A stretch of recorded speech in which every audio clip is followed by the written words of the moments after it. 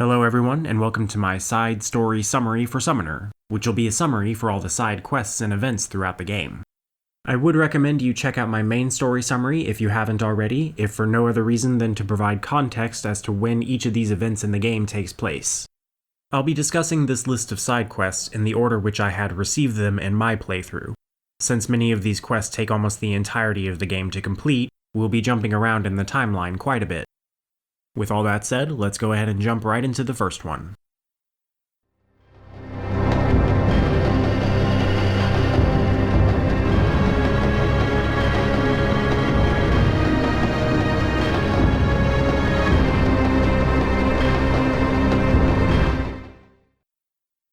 This first quest begins in Masad at the start of the game. We encounter a man wounded and dying from the Orenian attack, and he's crawling away, but he has a request for us. This is Asik, and as we approach, he quickly asks Joseph to deliver a sword handed down through generations of his family to his nephew named Iris, who lives in Lenele. With what are now his dying breaths, he gives us the history of the sword, saying that his great-great-grandfather had forged it. He was a soldier, a standard-bearer under someone named Falcon Eye.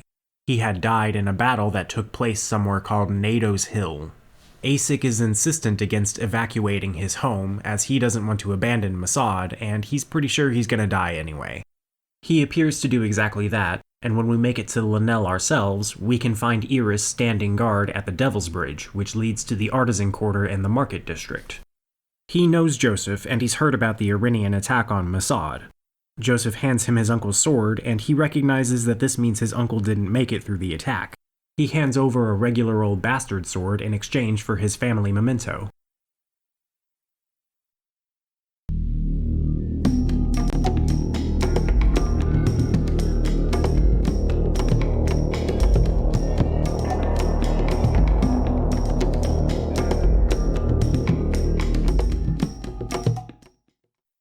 This next side quest takes place over a good majority of the game and could very well be the lengthiest. It begins by speaking to a sailor named Durgan at the docks on the outskirts of Lenele. He's refusing to board his captain's ship, which is just about to leave, as he's missing an earring which was a lucky charm of his, given to him by the spirit on the Sea of Kadem. We could maybe guess that this spirit refers to the water dragon itself, but we can't really say that for sure. I'll be discussing the Sea of Kadem in reference to other quests here shortly, as it's more than just the city I had mentioned in the main video. Not really important right now. Durgan says he lost his charm in a game of chance against a gambler named Ivis. He says he'll give us a reward if we return his charm to him, and Ivis is in the old city here in Lenele. Should be simple, right? Ivis is easy enough to track down, but when we ask him about the earring, he tells us he already sold it to Gebben the pawnbroker here in the old city. See where this is going yet? Gebben is also pretty easily found wandering the old city of Lenele, and he tells us he did buy the earring from Ivis, but he has also already sold it to a merchant by the name of Agilo, who runs a stall in Avram Market, also here in Lenele. Agilo is where we were told he would be, and of course he doesn't have Durgan's charm either. He says he gave it to his mistress named Dama, who's the wife of the master of the Bakers Guild over on Birkin's Island, which is the Artisan Quarter, also here in the marketplace. I will take a second to say that I think in this instance the title of mistress is one of social status and not so much an indication of drama, but I could be wrong. We pretty much literally go right across the street to find good wife Dama to ask her about the earring. She says she did get it from Agilo, but kind of resents him for it, having recognized that a single earring is something a sailor would wear.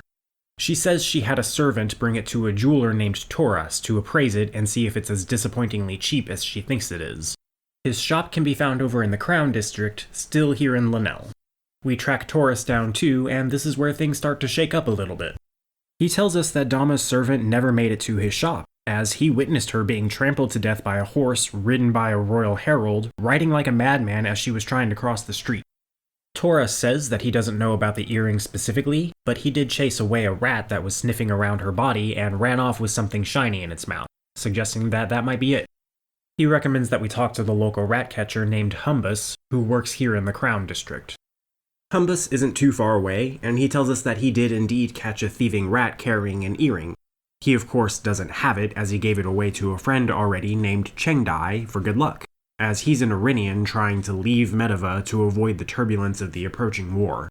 Unfortunately, Chengdai has already left for Orenia, so this is where our trail goes cold until we make more progress in the main story. If we fast forward to the Empire's occupation of Lenele because of Sornahan's betrayal, we can check in on Durgan again. He's still patiently waiting by the docks, but he doesn't say anything new. Fast forward even more to Joseph's capture in the Tower of Ile as we follow Just Fleece climbing the tower. She can run into an enclosed pen of people enslaved to work here, monitored by a slave driver just overhead. We can waltz on up there and beat him up for his key to the pen, then hand it over to someone imprisoned within named Yian, who intends to use the key to help his fellow prisoners escape later at night. This is just a small unimportant hiccup, as Fleece can and should pick the lock to the gate to let herself in and talk to the other prisoners here. One such prisoner is Humbus's friend Chengdai, who tells us that after he returned to Orenia, his entire village was basically abducted by the Empire to come work at the Tower of Ile. We ask him about the earring, and he tells us that before he was brought to the tower, he gave it to his brother named Li Kai, who can allegedly be found in Wulong. Also, we probably could have freed Joseph by now and included him in this conversation, but I did not have the patience for that. Our search once more comes to a pause here, so we fast forward again until our later moments in Wulong after General Pijian has been defeated and the village is liberated. We can now find Li Kai, who we see as a Jade Temple soldier, standing around somewhat close to the entrance of Wulong. We inform him that his brother is still alive, and we ask him if he still has the earring his brother gave him. Li Kai asks if we want the earring, as he would rather not part with the gift from his brother. Well, wait a minute, he's got it! Unfortunately, in order to complete this quest, we need to lie to Li Kai's face. He won't give us the earring unless Joseph tells him that we need it in order to fulfill the summoner prophecy. Knowing this, Li Kai says he's honored to hand it over. Now that we finally have the earring, we still need to deliver it to Durgan over in Lenele. We'll of course get there later. Our earliest opportunity to do that will be when Rosalind and Jakar have returned to the ruined Lenele to try and reclaim the Khosani scrolls from Galleon and Sornahan. Durgan is still there, stubbornly waiting in the same spot on the docks despite Lenele's decay. He also expresses how he almost made a smart decision many times instead of waiting here for his charm, but he's still of course grateful. He rewards us with a weapon called a Breaching Claymore for our efforts, one of a handful of top-shelf two-handed swords in the game.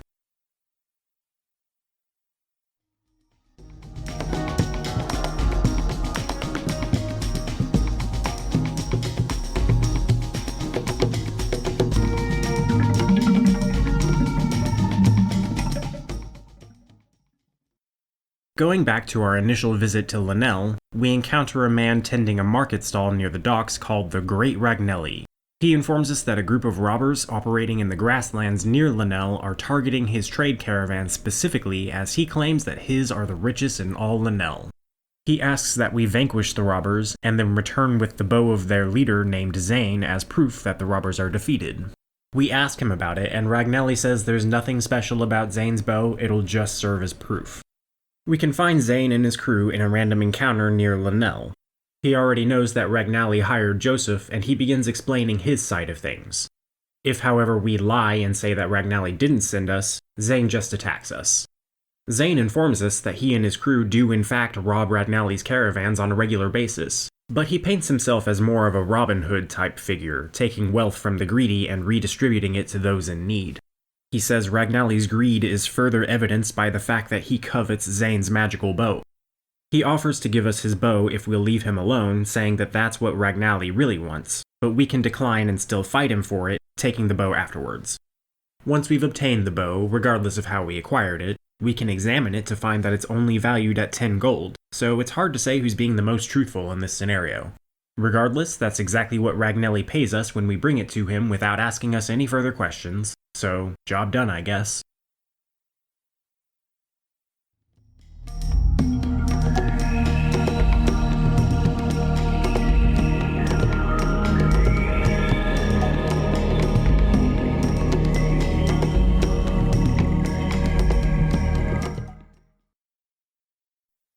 This is quite possibly the shortest quest in the game.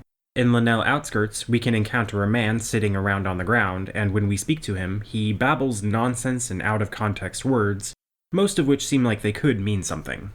Within the gibberish are some words of actual note, such as treasure, big delicious, and fish. Standing next to this guy is a young man named Basim, who informs us that the babbling man is known as Crazy Ivan, and nobody has been able to understand anything he says since he wandered into the woods drunk one day. We might be able to piece together, or just look up, that Ivan's nonsense words are hinting at a treasure hidden inside of a large nearby fish. We can find such a fish, caught and strung up by somebody named Captain Tolum just a few steps away.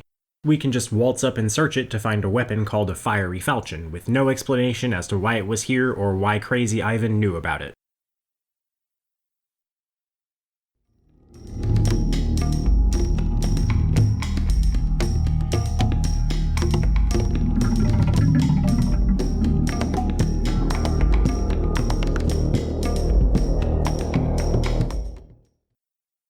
Once more in Lenele Outskirts, standing pretty close to Crazy Ivan, is a man named Belon who needs to complete a delivery.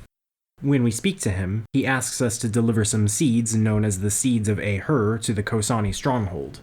These seeds are supposed to be magical, capable of sprouting on any surface, including solid rock, useful for Khosani agriculture in the mountains. Belon says a Khosani named Ilar will pay us 2,000 gold if we can find him and deliver the seeds to him. We accept, and then we put this quest on pause until we've found the Khosani stronghold and have claimed the Ring of Fire. At that point, we can find Ilar standing near some of the other Khosani merchants in the stronghold, and when we speak to him, he's quick to express an opinion about Sudani merchants, saying that they're shrewd and greedy. We should remember this for later. For now, though, we inform him that we have his seed delivery from Belon saying that we expected 2,000 gold for them, but Ilar says he won't give us more than 500. It is possible to talk him back up to 1,000 in this quest, but I myself did not care enough to do that. We accept his 500 or 1,000 gold, and that's the end of this quest, but we will have more business with Ilar in the future.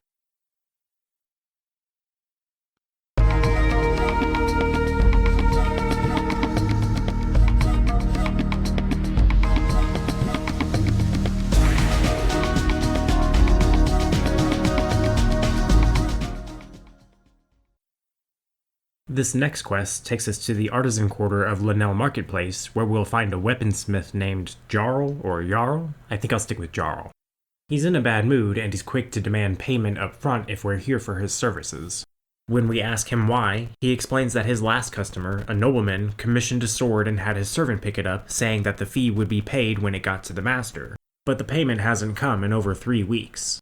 Jarl says he's desperate to get this payment as he can't otherwise afford to pay his moneylender.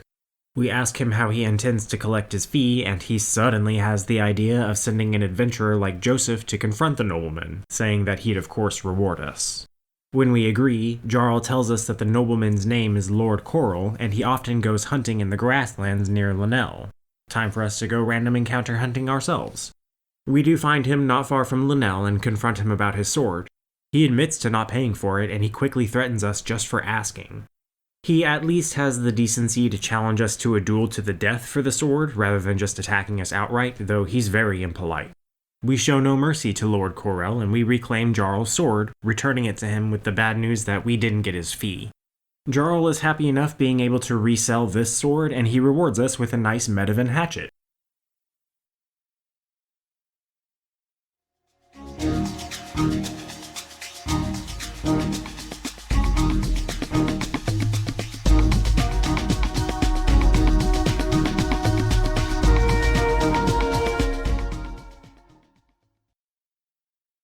Once more in the artisan quarter of Lenele, we can speak to a tailor by the name of Mercer. He tells us his shop is closed as he was recently robbed. When we ask him to elaborate, he explains that a customer bought fine silk from him with what turned out to be fake coins. He goes on to ask us to find this customer named Serval and reclaim the goods for him. We of course accept. We can find Serval on our first trip into Lenele sewers near the Old City entrance just before entering the palace aqueducts. He's already on edge, and when we ask him about his counterfeit gold, he insists that he had no way of knowing that the coins were fake, saying that they were used to pay him when he did some vague job for some merchant. He refuses to give any more details and attacks Joseph for pressing the issue, but we defeat him and find Mercer's silk garments, ready to be returned after our business in the palace. We get back to Mercer and he gratefully rewards us with some silk breeches, and Fleece is very clever. I am a clever one.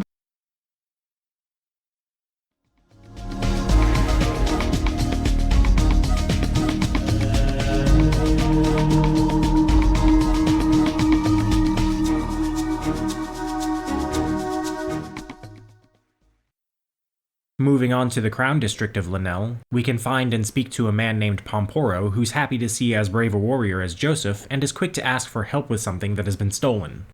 He says that a signet ring which had belonged to an ancestor of his, known as the Lord of Duramil, was stolen from his chambers. It's a memento of the titles his family held almost 400 years ago. Pomporo says he'll of course reward Joseph for any assistance he offers and recommends that he start by speaking to his wife and chambermaid. They're both fairly close by, and when we speak to Cordelia, the wife, she has a bad attitude and is very quick to blame the chambermaid for the missing ring.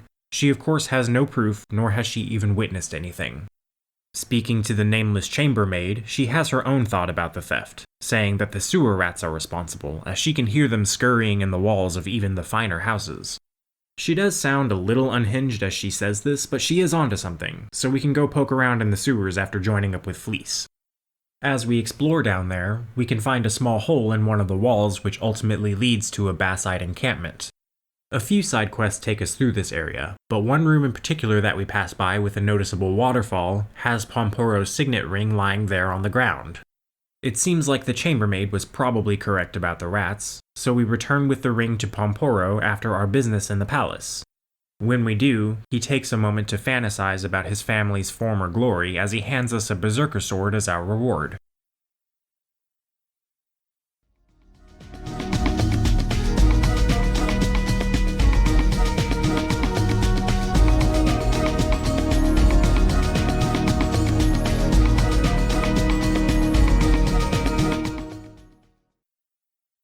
Once more in Lenele's Crown District, if we look around, we can encounter a distracted scholar by the name of Zefnat.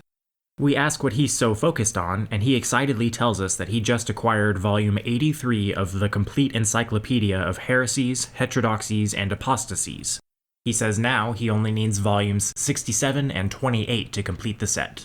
Zefnat offers us something quite useful to help him complete the set, and we agree.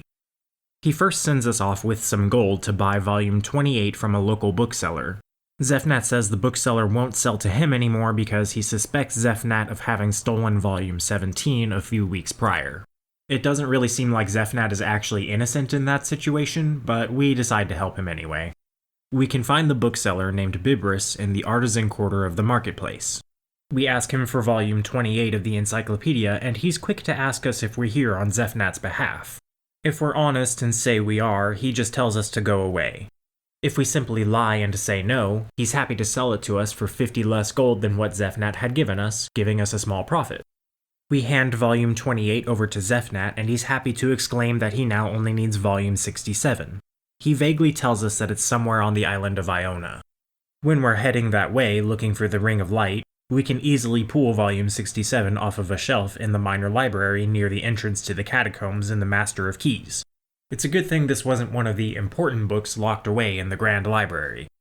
We can run back to Lenele and bring this book to Zefnat before actually going into the catacombs to look for the Ring of Light. He happily accepts it, saying that the encyclopedia has not been complete since the Church of Urath had gathered for the 8th Synod of Tolonia, however long ago that was, though I think it would have still been within the past handful of centuries. He hands over a garnet in appreciation, which is really just money, which I guess, yeah, is quite useful. Joseph also grows powerful, and Rosalind gains new insight. I have gained new insight.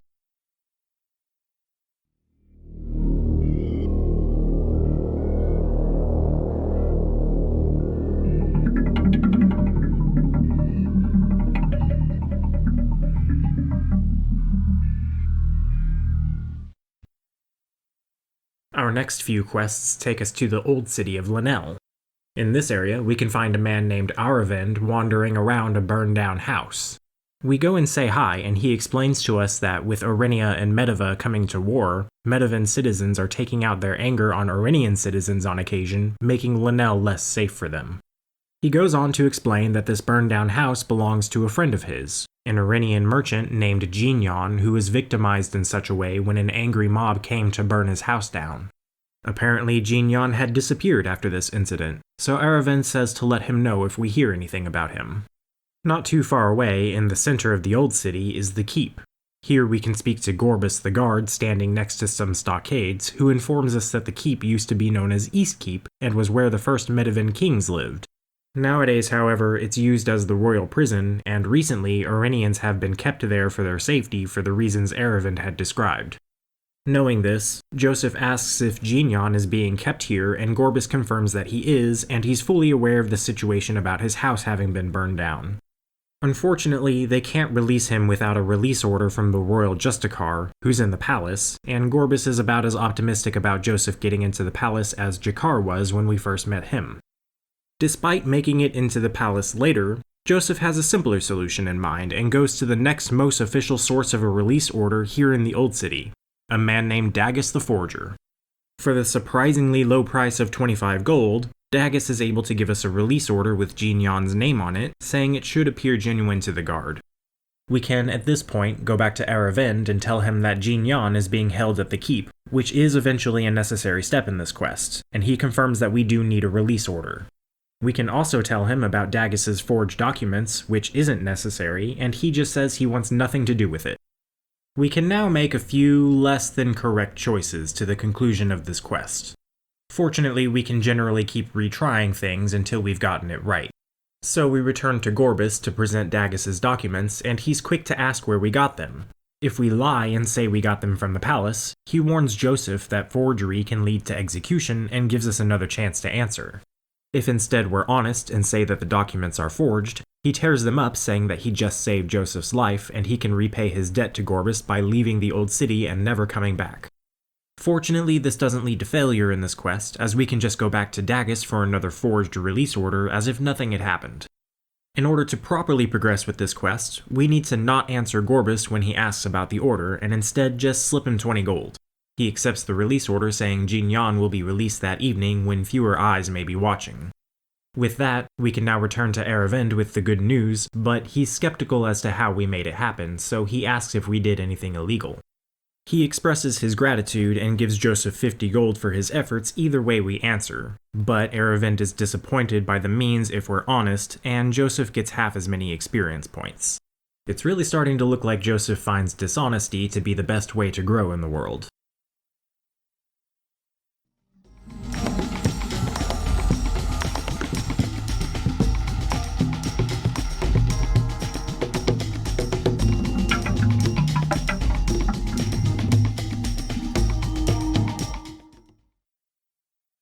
These next two quests are directly linked such that they're essentially the same quest. They begin when we encounter a man sitting in the streets of the Old City known simply as a beggar with no eyes. He tells us that his name doesn't matter as he lost everything, which now includes his eyes. The local apothecary apparently plucked his eyes from his skull and just made off with them, and yes, this is the same apothecary from whom we will later buy the map to Akamo Swamp. Apparently the apothecary needed the eyes of a beggar for an elixir he wanted to create. The beggar promises us a reward if we can find his eyes and return them to him. We find the apothecary at his shop in the Old City and ask him, "Beggar's eyes?" He confirms that he has them, saying they're for a concoction of mendicant vision, which will grant the drinker special sight that perceives the generosity of others in order to better get things from them. We ask him to return the eyes, and the apothecary says that he'll trade for them. He sends us off to find a fire salamanca wandering the hills near Lenele so we can kill it and retrieve its tongue, which the apothecary says is more valuable to him than the elixir. As we wander outside Lenele, we can find our salamanca in a random encounter, and as far as I know, this is not only likely to be the first salamanca we encounter, the large one likely being the second, but I think this is also the only salamanca we encounter outside the Khosani labyrinth. The salamanca is surrounded by brass and iron golems as well, making the encounter a little rough so early in the game. But we manage to slay it, claim its tongue, and return to the apothecary. We quickly hand the tongue over, and the apothecary keeps his word, handing over a jar of the eyes he stole. We head back over to the beggar and hand the jar over to him. He slips his eyes back into his eye sockets and he regains his sight. I like to think that Joseph using his healing magic helped make this possible, but anyway, he gives us a blessed surcoat in appreciation. Joseph also grows more powerful. I grow powerful. At this point, the beggar looks up at Joseph and recognizes him, as it turns out that the beggar used to live in Saran and lost everything when Joseph summoned the demon 9 years prior. He yells at Joseph and tells him to go away.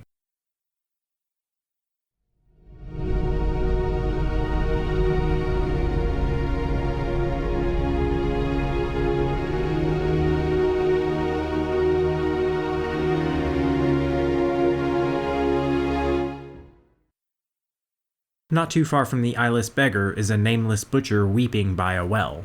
He's quick to tell us that it's because a doll has fallen down this well. When we ask him to elaborate, he explains that this doll was his daughter's and he had originally gotten it from a witch. He goes on to say that his daughter is deathly ill, and the doll cured this illness. Without it, he's worried his daughter may die. He doesn't actually ask us to go find it, and it sounds like the doll wasn't exactly new, so why he had it and his daughter didn't in this moment will forever be a mystery. I would maybe guess that the doll was damaged or something and he was off to get it repaired, but who knows. We venture deep into Lenele sewers, into the Bassite hole, past where we found Pomporo's signet ring and into the actual Bassite encampment. We can find the doll lying around in one of their tents. We do of course slaughter all of the Bassites in their own home to claim it. We then get back to the butcher and return his daughter's doll.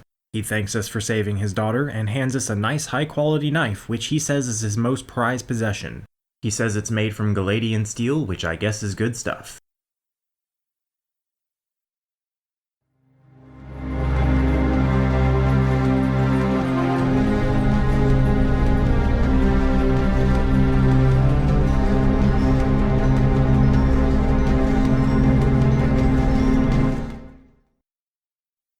Receiving this quest teaches us a good bit about the ancient winged Sudani and their cities made of glass. In the Old City, we can encounter a woman named Verissa, who says she's a Gemadi. She explains that the Gemadi are Sudani who have not forgotten that the Sudani used to live in cities made of glass in the sky. As such, they feel that those cities are their true homes and that no place on the ground is their home, and are therefore nomadic. To make a living, these people do repair or artisan work for those they meet in their travels who often otherwise shun them. We may have met other Gemadi around Lenele selling potions or jewelry. Verissa goes on to remind us about Urath's death and how it caused the Sudani and their cities to fall from the sky. She then explains that the primary focus of the Gemadi is to find the ruins of those cities, namely shards of glass, which she describes as being the same as those in Eladi, or the Sea of Stars in the night sky. She then produces one such shard for us to see. It's emerald green, and we offer to buy it for some reason, but Verissa says it's not for sale. She offers instead to give us something only the Gemadi can make if we find for her 3 more shards, another green one, a red one, and a blue one. The closest shard is the blue one, literally lying on the floor of the Temple of Urath by a stairwell. Easy. Those priests really need to clean up their temple. The green glass shard can be found in one of the tunnels of Lenele sewers, so we can get it on our first visit just before getting into the palace. The red shard we can't get until our visit to Iona Catacombs just after meeting Rosalind. It's right next to one of those things with which we needed to interact in order to lift the vague enchantment. With all 3 shards in tow, we can return them to Verissa in the Old City. She confirms their authenticity and in exchange gives us a weapon called a shard sword, a top-shelf weapon that seems to have been made from shards similar to what we just found. It kind of felt to me like she did the cooking show thing of having one prepared beforehand in order to save time. In my main story video, you may have noticed me using this sword on Joseph in much of my playthrough, as it's a pretty good sword for how early you get it.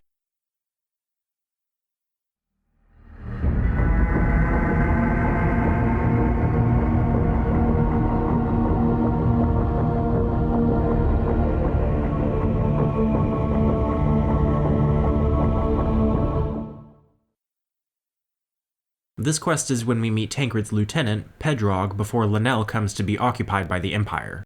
We can of course find him in Lenele's Old City, and he's immediately open about who he and Tancred are. He wants to discuss an arrangement that's in place where the king's men look the other way when Tancred's people smuggle goods. With this in mind, it turns out Pedrog has apparently caught wind of a renegade salt smuggling operation in which Tancred is not getting a cut. Pedrog requests that we find where these smugglers are stashing their goods and to bring back a piece of evidence. In return, we'll earn Tancred's gratitude. So, on our first trip into Lenele sewers when headed towards the palace, we stumble upon some ruffians guarding a number of large crates. They have absolutely no interest in talking, so we just beat up the 3 that are here. After the fight, we find and pick up a chunk of salt next to one of the crates, our evidence to bring to Pedrog. We finish up our business in the palace and then head back over to Pedrog to hand over our chunk of salt and vaguely explain to him what we found. Pedrog is satisfied with our findings, and as a reward, he recognizes that it's Joseph's birthday. He hands over 900 gold as a present from Uncle Tancred.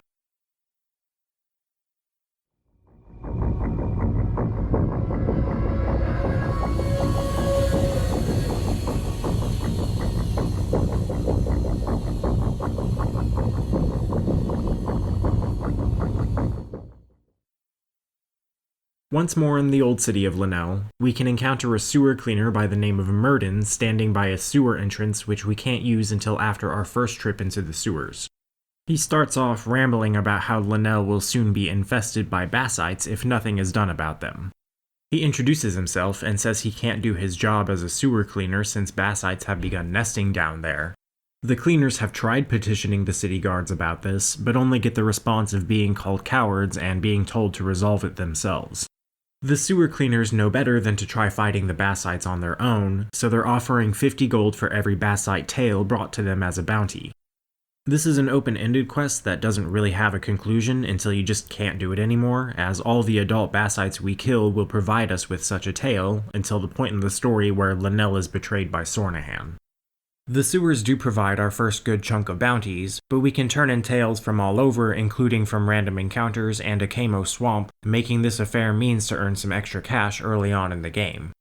As there's not much of a conclusion to this quest, it just goes to show that basites can't really be fought to extinction, unless I guess maybe Gorgons happen.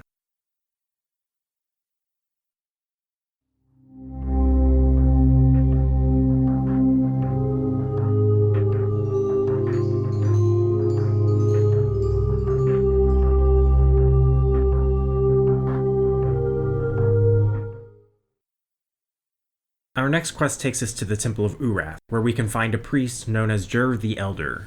Also, don't mind Rosalind tagging along, we can start this quest and maybe even finish it before we even find her. Jur says he has no time to speak with Joseph, as one of the temple initiates, who was showing a lot of promise in the temple, named Elidak, was discovered missing 3 days ago. We offer to help look for Elidak, but Jur says this is an internal issue, though he does say to let him know if we hear anything. We leave here for now, and as we wander around in Lenele Marketplace, we can encounter a beggar by the name of Madog. He asks us if we can spare 5 gold. If we're generous, he begins rambling about how he thinks the almsgivers of the temple are really just a bunch of thieves. We ask him to elaborate on that thought, and he mentions that 3 days ago he saw a temple initiate cavorting with a group of thieves. He had overheard that they intend to steal some of the temple's treasures, and caught that the initiate's name was Elidak. We ask him why he hasn't brought this to the priests, and he says that the guards don't even let a beggar like him inside the temple. So we bring this information over to Jurv ourselves, who doesn't even believe it, especially since our information comes from a vagrant. He says Elidak had the potential to become Hierophant one day, and even if the accusations were true, the relics of the temple are secure, so he just dismisses us.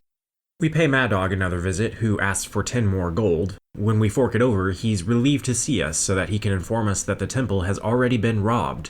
He had also overheard Elidak saying something about trying to start a holy war. Back to the temple again. We ask Jurv how things are going, and he confirms that a relic has been stolen. We ask if Elidak is responsible, and Jurv insists that the two events are unrelated, even despite the fact that the key to the monstrance containing the relic has last been seen just before Elidak's disappearance. Jurv explains that the stolen relic was the only feather from Urath's wing to have survived the Orenegeth. He suspects that it was actually stolen by the monks of Iona and is willing to burn down the monastery in order to reclaim it, which sounds a lot like the holy war Elidak reportedly wants. We head back to Mad Dog one more time and hand him 20 gold to confirm that Elidak has already fled to Iona. Mad Dog also mentions that he suspects Eladak is doing all of this out of ambition to take advantage of the war to rise in hierarchy. When we make our first trip to Iona, we'll be able to find the feather tucked away outside by the Great Library. Unfortunately, we never get to confront Eladak. We go back to Jerv to return the feather, and he finally says that the Hierophant thinks that our suspicions about Eladak were well-founded. He rewards us with a Ring of Talent as thanks.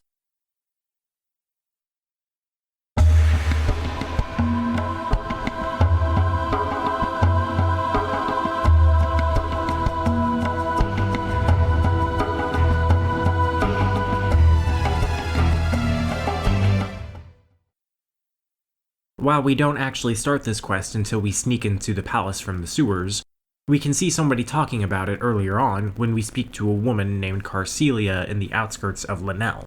She mentions that a man named Drago has a clever plan, but says nothing about it otherwise. We next hear about it from Fleece as we're meeting her and she's explaining to Joseph that she's helping him because she needs something from inside the palace. There's something I need to get from the palace. She further elaborates when we reach the palace, saying that she's looking for an amulet that had belonged to a prince who died years ago. Fleece finds the amulet in a bedchamber not far from that of the king just after overhearing his conversation with Aoki. We can get a lot more context out of it when we actually examine the amulet. It bears an inscription which reads, Jan, son of King Belius VI and Galien his queen, prince of the realm and heir to the throne of Medeva. So this amulet belonged to Fleece's younger half-brother, who apparently died falling from a tower known as the Tower of Varendal. This kinda led me to a possible theory that maybe Galien blames Belius for the prince's death, leading to her eventual betrayal. After leaving the palace with the amulet in hand, we can return to Carcelia's location by the docks to find a new person standing here next to her, the aforementioned Drago. As we talk to him, he asks Fleece about the amulet, and if we ask him about it or say we don't have it, he mentions things like having Fleece recommended to him by Tancred for this job and not wanting to talk about why he wants the amulet. Handing the amulet over also provides no further context about why Drago or Carcelia wanted it, but we're given 2,000 gold for our efforts. I do find myself wondering if Tancred had recommended Fleece to Drago because of her familial ties to the amulet rather than because of her aptitude.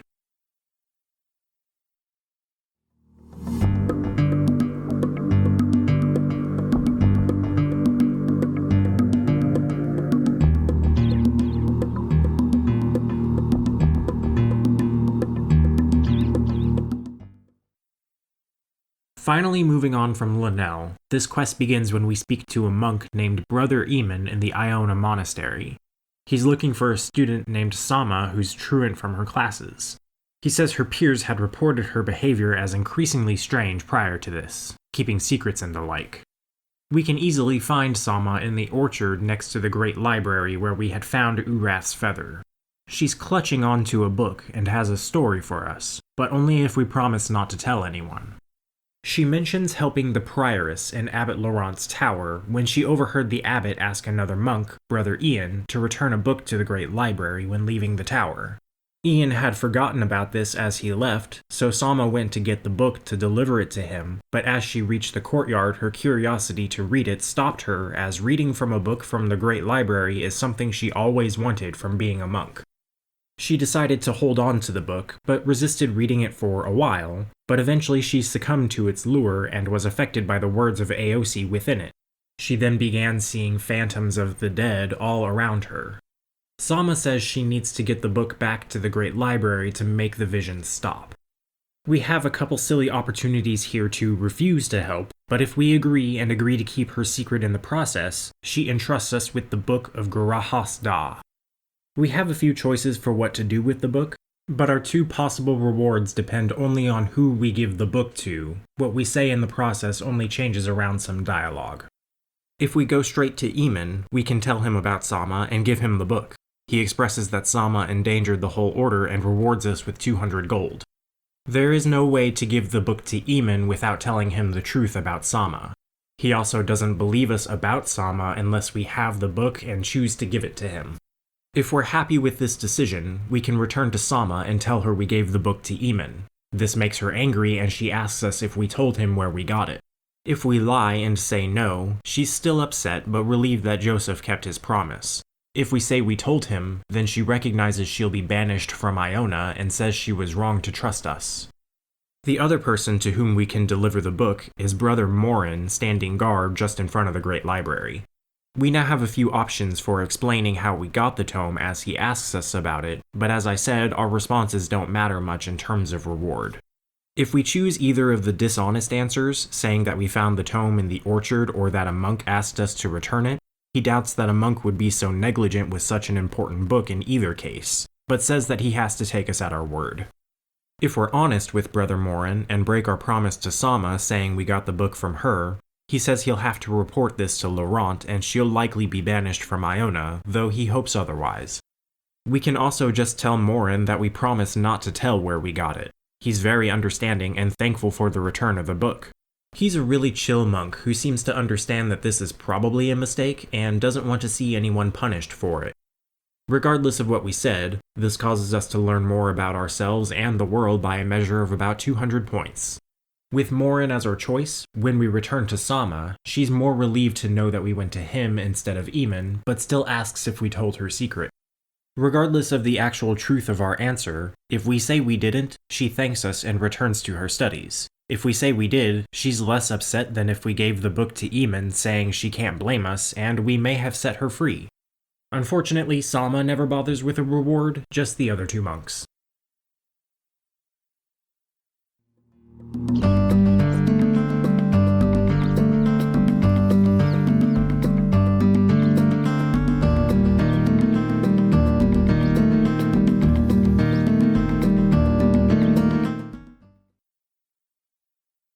On the battlements of Iona Monastery, we can speak to a monk known as Sister Miala, who has a very long-winded story for us. She tells us she's an Iomani, one of the seafaring people from east across the Cadem Sea. It becomes more clear that the Cadem Sea is the entire body of water to the east of Orenia and Medeva, so Iona is an island in that sea. Okay, enough about the Cadem Sea, let's get back to Miala's story. She tells us that the Iomani Empire has fallen into myth over time in Medeva. She's of course here to tell us that her home cities are real, and that she served the blind prince named Aduk after his cousin had usurped his throne. A lot of that happening in this game, usurping of thrones. After this had happened, the prince and his retainers, including Miala at a young age, set sail for the city of Aduk's wife called Sirun or Sarune. They unfortunately didn't make it, however, as not long after having set sail, their vessel was attacked by pirates who had only spared the children so they could be sold to slavers at a place called Dreva. The pirates didn't make it to Dreva either, as while their vessel was on its way, they were hit by a storm for a week, taking them somewhere unknown. Everybody had survived this incident, however, and the pirates wanted to thank the sea god for sparing them. They did so by sacrificing Miala, throwing her to the sea tied to a rock. Miala survived this as well, of course, washing ashore on Iona, where the monks took her in and looked after her. Miala also tells us that she had a brother during this entire ordeal and doesn't know what became of him. She tells us to keep an eye out for a man named Amos. Finding this guy is the entire point of this long-winded quest, and if we go to the Temple of Urath, we can find a theologian by the name of Amos who is of course Miala's brother. Literally the first thing out of this guy's mouth before we say anything to him is that the monks of Iona all work in heresies.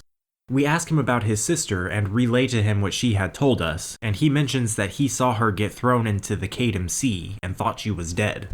He believes us that she's alive, but says that the priests of Urath and the monks of Iona aren't on the best of terms, so they can never visit each other. He instead gives us a necklace which belonged to their mother to deliver to her. We head back to Iona to do just that, and Miala is just happy to know that her brother is alive. She hands us a garnet for helping her out.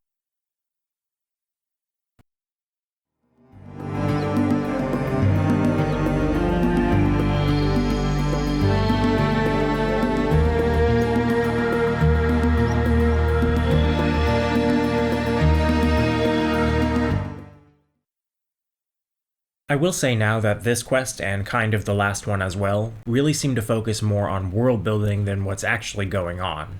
Especially with this quest, it kinda left me with a few questions. This quest also starts similarly to the last one in that we find a monk in Iona named Sister Kila, who also wants to tell us her entire life story.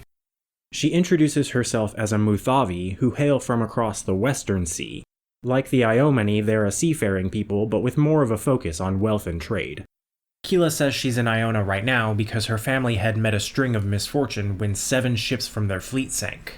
To try to fix this problem, their oracle had said to send a daughter of the family to Iona in order to appease the gods, so Keela was chosen. Now she says she's just waiting for the Muthavi to come back for her with absolutely no context as to why she would expect that. She does say that this will probably never happen anyway, as the waters around Iona are always treacherous. We can ask her why this is, and doing so prompts her to provide us some extra details on the story of Vadagar and Iona, though it's not really relevant to the completion of this quest. I'll still go over the details that are new that come up in this story that I didn't mention in my main story summary. So Iona was actually the favorite among 12 of Amasido's daughters, and was therefore given the underwater palace that would become the monastery. One day, Vadagar was hunting along the shore when he saw Iona's palace sticking out of the water. He also heard a song that she was singing. This was all it took for Vadagar to fall in love, as he never actually met Iona, so as we know, he used his power to raise her mountain out of the sea as he couldn't really access it himself. Slightly different from what the Temple of Urath depicts, but still the same idea. This, as we know, led to Iona's death, which led to Amasido taking his vengeance on the Khosani, flooding their cities and killing thousands. In addition to that, Amasido's wrath kind of stuck around the waters of Iona, keeping them very treacherous. Some even say that the souls lost at sea in this area drown for an eternity. Don't ask me how travel to and from Iona happen on a daily basis like with Joseph and friends. Maybe it's not so treacherous that travel is impossible, but maybe just enough that people like Muthavi traders would generally steer clear. Anyway, that's all Keela has to tell us, though she does ask that if we encounter such a Muthavi trader in our travels, to tell them that a daughter of Tirasa waits at Iona. On the docks of Lenele, we do end up finding a captain of a Muthavi trading vessel, but only after we found the Ring of Light in Iona. Through him, if we care, we get a little more geographical knowledge, namely that the Muthavi island is in a place called the Galadian Archipelago. So that is likely to be the place where the high-quality dagger was made that the Nameless Butcher had given us for the Ragdoll quest a while ago. So we tell the captain about Keela, and he's happy to stop at Iona to pick up a daughter of Tirasa. I guess their family is a big deal or something. We return to Iona to bring Keela the good news, but she's already gone. Instead, we find and speak to Sister Lilo, who informs us that Keela has already left with the captain. She passes on a gift from Keela as thanks, a ring of proficiency, and stresses not to speak of this with anyone as only the abbot knows. That's the end of the quest, and my questions about it are, why is Keela's departure from Iona such a secret? Why did Keela expect the Muthavi to return for her, and will her family be happy to see her, or will their misfortune just start up again? And of course, as I've mentioned, it's not exactly clear how treacherous the waters around Iona are, so what exactly is the limit there? Why was the Muthavi captain as willing as he was to go get Keela at Iona? Well, anyway, not important I guess, so job done I suppose.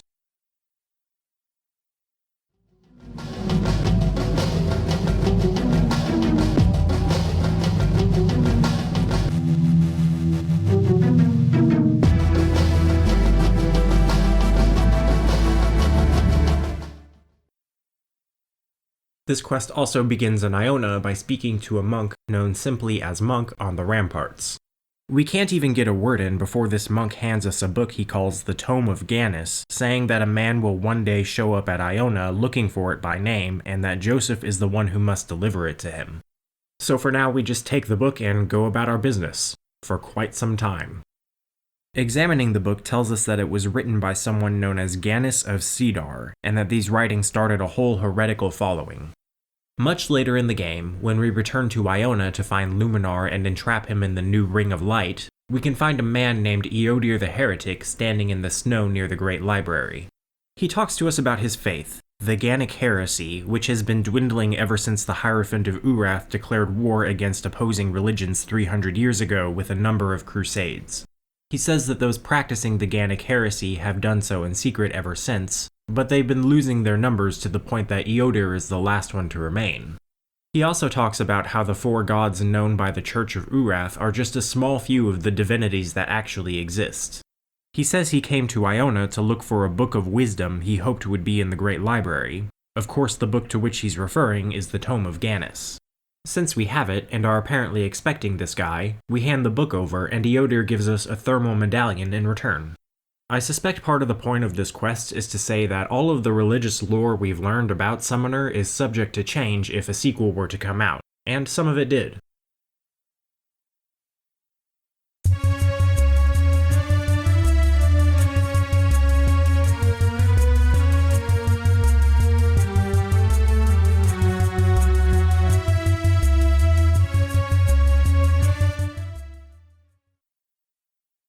We've got another quest where a monk of Iona wants to share their whole life story with us. Fortunately, her drama ties into recent events with which we're already familiar.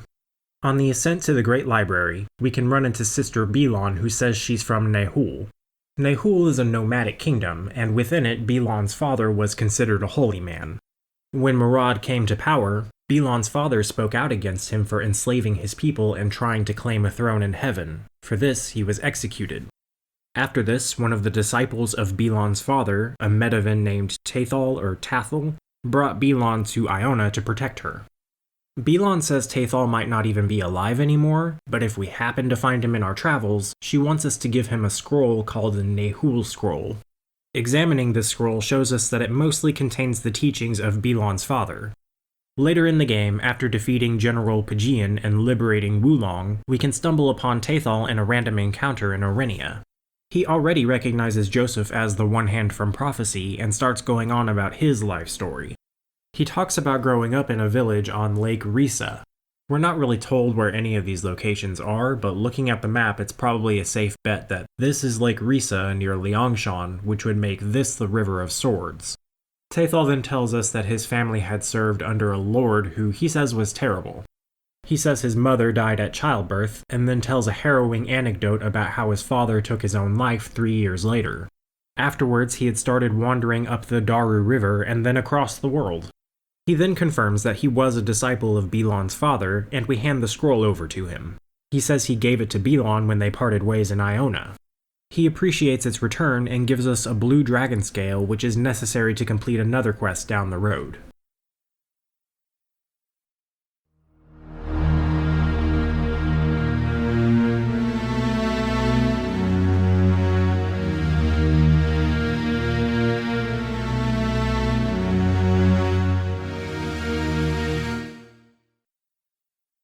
In the orchard of Iona Monastery near the Great Library, we can find yet another monk, but this one is refreshingly straightforward about his problem.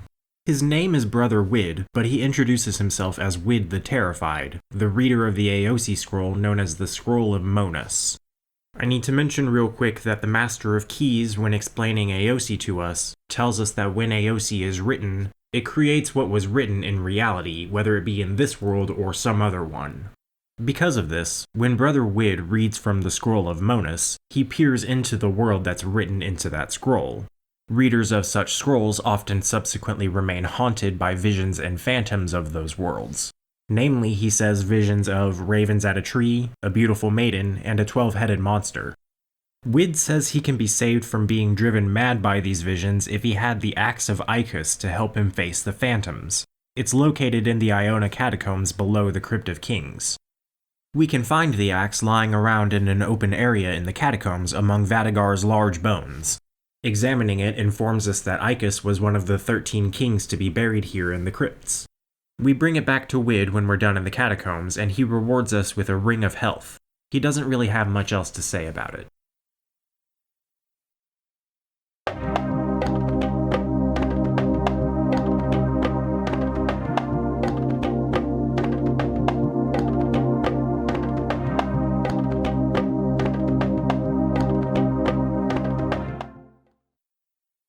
Moving on from Iona and back to Lenele after our first encounter with the Ghost Rider, we can find a man named Torval standing behind the stage in the Crown District. He wants to ask us a favor while telling us the story of the actor troupe he leads and their last performance at the palace. They had apparently started a fire and singed the eyebrows of the Master of Revels, who then forbade them from performing in the palace again. So Torval wants Joseph to speak to the Master of Revels to try and persuade him to let Torval's troupe perform in the palace again. Since Joseph now has access to the palace at this point in the game, we can find the Master of Revels there on the first floor. He definitely remembers Torvel's troupe and is willing to let them perform there again if we do him a favor. He mentions an event coming up known as the Savikas, a feast of the winter solstice, and it's going to be held somewhere called Verendal. He says they could use 6 stonefire lanterns for the event and would like for us to go get them, but only Chris the lantern maker in the marketplace knows how to make them.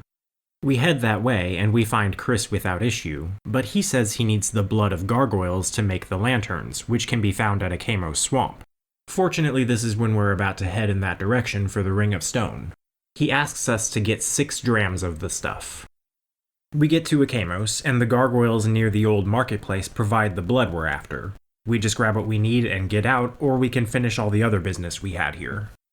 We deliver our 6 drams of gargoyle blood to Chris, and he only uses one of them to make the 6 lanterns we need, and pockets the remaining 5 as compensation. Fair enough, I suppose, considering how hidden Akamos is supposed to be. We haul our 6 lanterns over to the Master of Revels, and he says that our return is unfortunate as he had hoped that we would not succeed. He is a man of his word, however, and says that Torvel's troop will be allowed to return to the palace. We go back to Torvel, and he's already heard the good news, as his troop's presence has been requested before the king and queen. He shows his appreciation with 5,000 gold, a good chunk of change.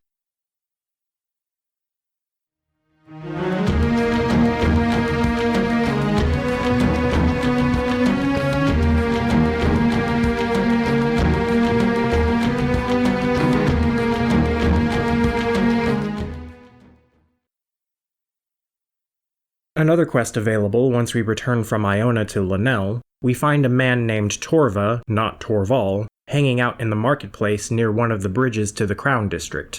He tells us about how he lost his loot while picking flowers for a woman named Lady Izel who's been stringing him along for years. Apparently, he was attacked by monsters and dropped his loot by accident. He's convinced that his loot is the key to Lady Izel's love and asks us to go find it for him. Wandering around just outside Lenele, we can find a random encounter with undead all over the place where we can find Torva's loot lying on the ground with just a bit of searching. As a quick note, there's nothing about this quest except its title that suggests that the loot is actually magical, just high quality. We return the loot to Torva in Lenele, and he thanks us by essentially solving any financial problem we could ever possibly have.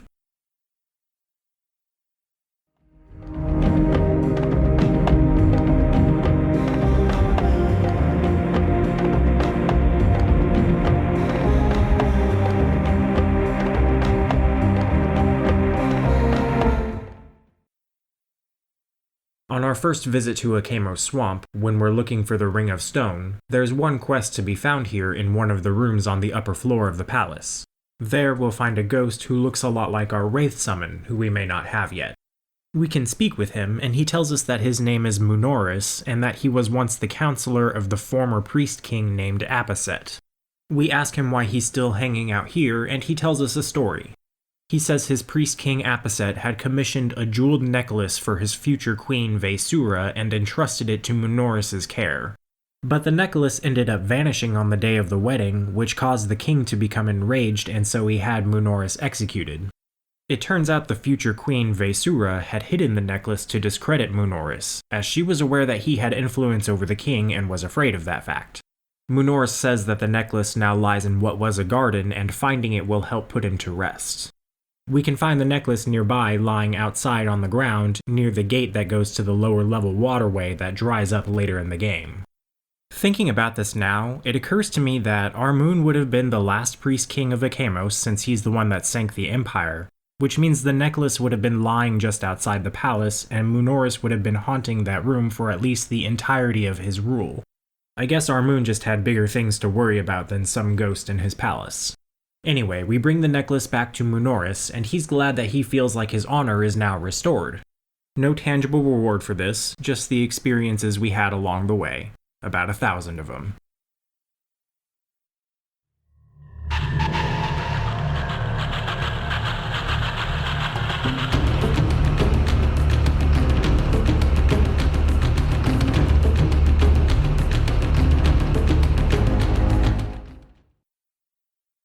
Finally talking about the fate of Ruka. We get this quest from the Keeper of Lore after finishing the labyrinth and claiming the Ring of Fire in the Khosani stronghold.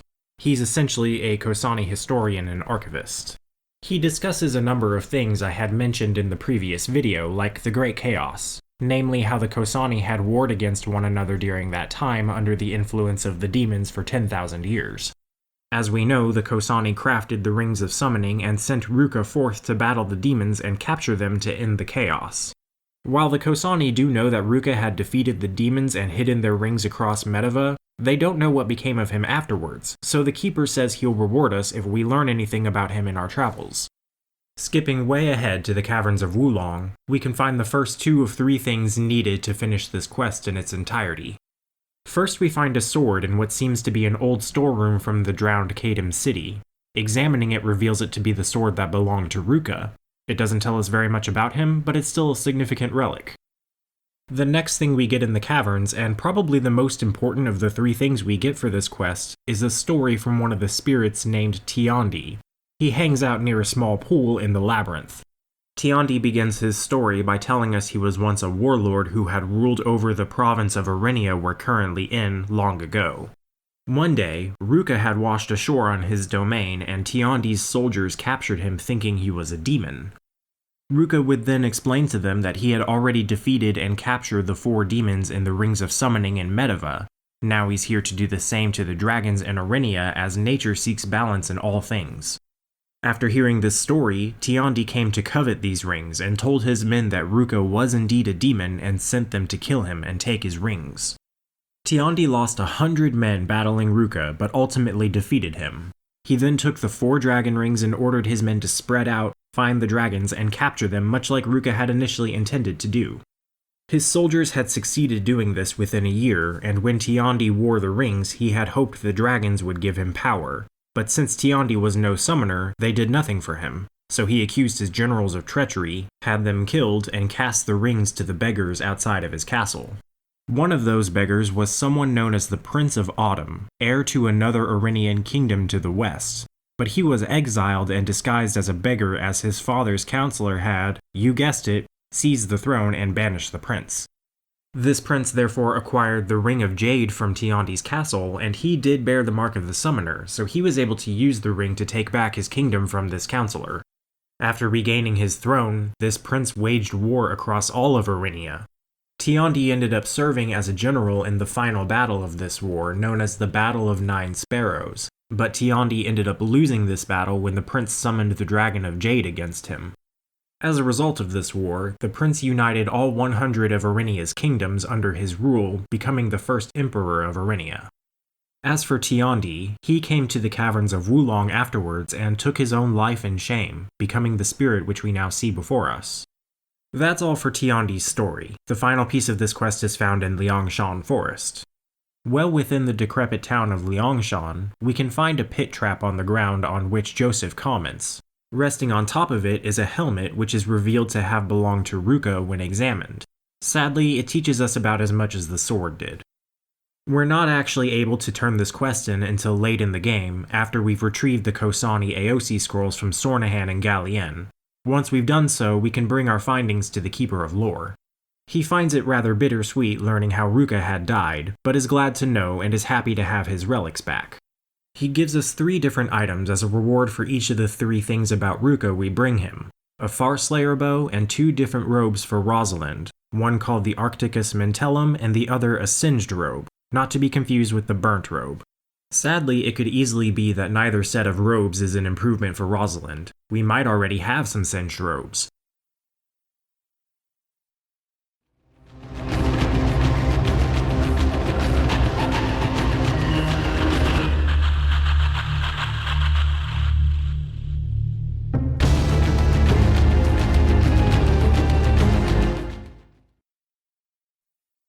Another quest available once we have the Ring of Fire. This one I think is a little extreme.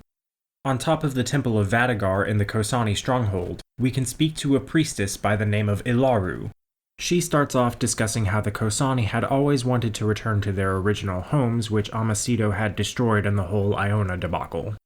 I suppose their old homes aren't currently flooded, but they are concerned that if they go back, Amasido will cause another flood. Because Amasido is so vengeful, Ilaru mentions finding some deterrent, namely a weapon to attack Amasido's children, the Munari, but only to be used if another flood is threatened, not in retribution. She goes on to describe a Sudani mage named Newtongov who created a potion that could turn water into ice. Allegedly, a drop of this potion fell into the Daru River, causing it to freeze, and it remained frozen for 10 years. Apparently, if an entire vial of such a potion were used, it could freeze all bodies of water in the world. Since the Munari are of course a sea-dwelling people, this would destroy all of them and their cities, making it a good deterrent against any potential threats from Amasido. So yeah, for as far-fetched and grandiose as it sounds, Ilaru was talking about a weapon of mass destruction that targets an entire people, only to be a deterrent, not to actually be used, mind you. So she says. She then tells us about Newtongov, saying that he was a member of the Decanim, a group of shadow scribes assembled by a prince named Vodan. This prince was the leader of a clan called the Agosi clan, and the Decanim did some shady stuff for him. They also kept all their writings with invisible ink and on magical parchment, making their spells very difficult to find. So while Joseph doesn't exactly agree to any of this, we are to set out for what is literally just a blank parchment, and that's all the information we have about it. I guess we're not really worried about the nature of the thing we're working towards, and I would say it's an oversight that nobody mentions the disastrous effects that freezing the oceans would have worldwide, but it might actually not be an oversight. Both the Khosani priests and the Temple of Urath regularly perform rituals that they say keep the world of Kosas from falling apart. So I'm guessing these rituals could maybe keep the world stable with such a disaster, or the Khosani are just really banking on never using this potion. I really don't want to get too deep into that or the religious rituals, and we won't be finding this parchment until we visit Liangshan Forest. Once we're there, on the southern end of the forest, we can find the stump of what was a large old tree with a large accessible cavity in the hill beneath it. Within this hole, we can find our blank parchment. Examining it tells us that its texture shimmers in the sunlight, so fortunately this was no mundane parchment we were to look for. Sadly, we're not able to find Ilaru at the temple in the Khosani stronghold until literally the last portion of the game, when we've gotten the new Ring of Darkness and we're ready to face Machival. Which is a bit of a shame because we've got a bit to do for this quest still. There are actually quite a few quests crammed into this portion of the game. Once we're at that point, we show the parchment to her and she says there might be some writing on it, and a mirror of the Decanim would show such writing, if only we could find one. So with about as much guidance as we had to find the blank parchment, we're actually to return to Iona for what will have been at least our third visit since our return to Medeva from Orenia. We need to search the lower floor of a bunkhouse to find the mirror. Its presence here could possibly raise a couple of questions. It could be some treasure that Luminar or one of the undead creatures had brought here, but if that's not the case, and we assume that we had never found it in the past because we had no reason to look for it, then I find myself wondering if the monks knew it could have been here. They, of all people, would be able to figure out how to use it. Maybe they never found an accompanying parchment with secret writing, or maybe they did and the Khosani just don't know. Anyway, it's enough of a stretch to speculate as to why the mirror is here, as we're not finished with this quest yet. And I won't even try with these upcoming items where to find, as they seem very rushed, like there could have been bigger plans for them. We bring the mirror back to Ilaru, who uses it successfully to confirm that the one Decanim script we stumbled upon was exactly Newtongov's potion for which we were searching. She then describes 3 ingredients needed for the potion: the gallbladder of a blue bassite, a heart from a specific person named Udakar, who was a bull man of the frozen wastes, and the skull of a specific person, Huk Kinar, who was a lord of winter that haunts the marches of Gala, which I guess is west of here.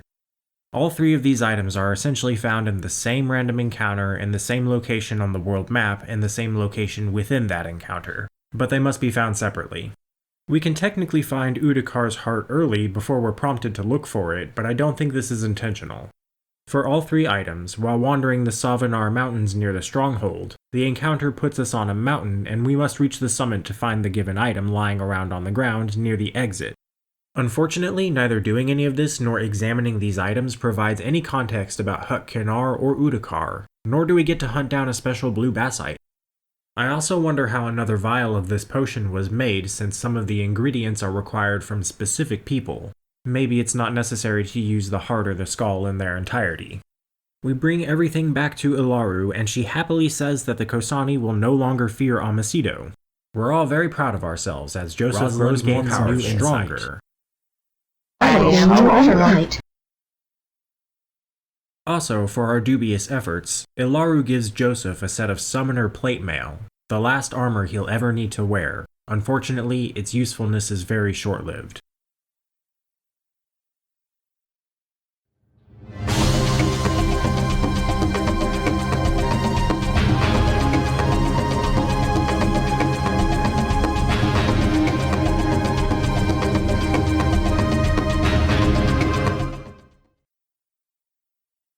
Moving forward to when Lenele has become occupied by the Empire because of Sornahan's betrayal, after Fleece and Joseph have emerged from the sewers in the marketplace and are headed towards the temple to meet the possessed Iago, the pair is ambushed by a man requesting some assistance. He introduces himself as the Lord of Logaros and starts talking about his accolades and accomplishments before saying that they do him no good now as he tells us a sad story. He starts by expressing that he had initially suspected Sornahan of treachery and now suspects that the king is dead. This is of course before we ourselves know for sure whether he's dead or not. He was hoping to deter the prince by challenging one of his knights, Sir Horam of Roke, to combat, saying that Logaros knights are always loyal to the king while those from Roke tend to be oathbreakers. The Lord then describes his duel, saying that in his advanced age he was unable to properly hold his sword, which he has named Terhassan. So, Horam simply pulled the sword from his hands and tossed the Lord out of the palace by his hair, throwing his sword after him. The Lord of Logaros then tells us that his children are with the Duke of Taramoon and his army, so nobody can avenge his shame, so he asks if we can. We agree, and we're told that we can find Horam guarding the Devil's Bridge here in the market. We do find him close by, and no words are exchanged before combat. He's not even a very tough opponent, so you wouldn't think much of him if not for the context of this quest. We return to the Lord of Logaros with the good news, and he rewards us with Terhassan, his prized Logaros longsword.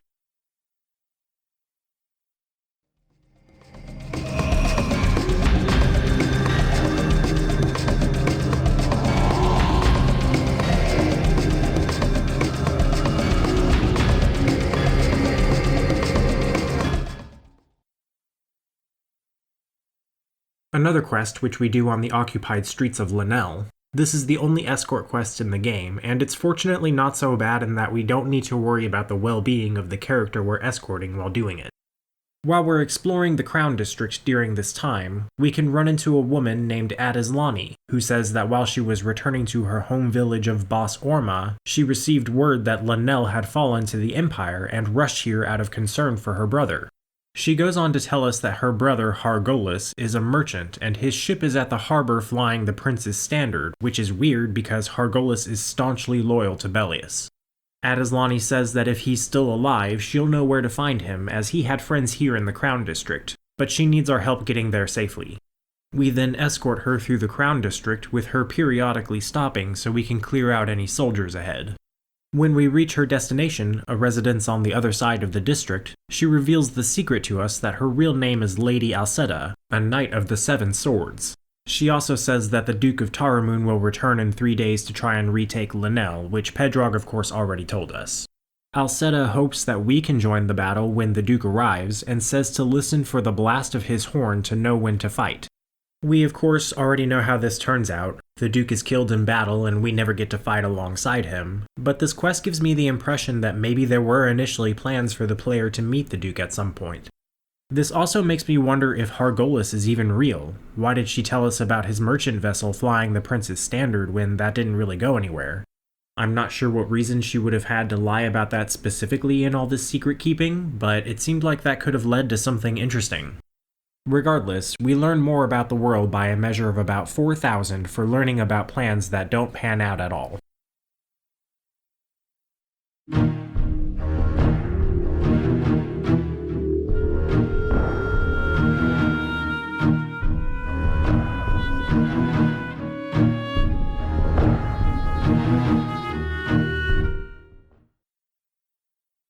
This one begins in the Tower of Ile by speaking to a woman named, I'm gonna say Zhui Li, in the slave pit where we found Changdai for Durgan's quest. She starts by saying she has something for us. She's technically talking to Joseph, but again, I hadn't quite collected him yet for these conversations. What she has is the green scale of a dragon. It's part of a set of 4 that had belonged to Emperor Gaudi II. I don't believe these scales came from the 4 dragons we know of, but I do wonder about their origins, since we don't end up getting much on that. Jue Li says she got this scale from a man named Naxue, an official in Gaudi II's court who was sent to Ile when Murad took the throne. He passed it on to Jue Li just before he died, saying to give it to the child of the Jade Temple's prophecy. Jue Li tells us that the set of scales had been passed down from emperor to emperor ever since the Battle of 9 Sparrows, the conflict which Tiandi had lost and told us about. She doesn't know how to find the other 3, but she says she hopes we're able to. The next one we find is the red one. It's in Wulong Caverns, lying next to a ruined altar amid the rubble of the ancient city.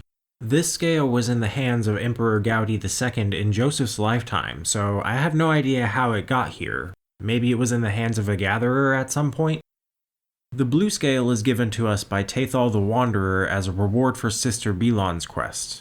Tathal says he traded a snuff box for it and it has since brought him luck.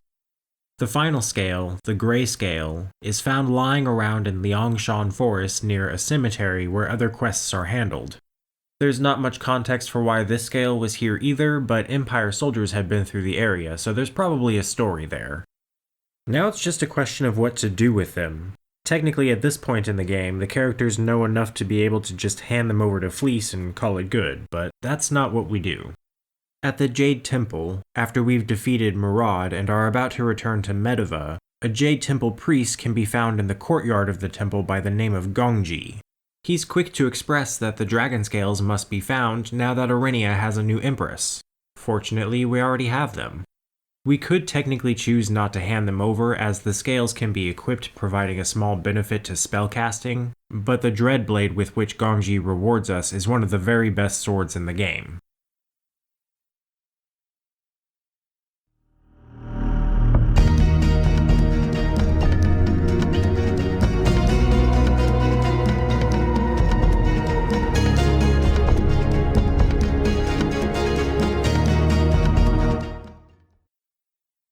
So I must admit, I really should have talked about this in the main quest video, but I thought it was a side quest that kind of intertwined with the main story, kind of like the Amulet of Prince Yan.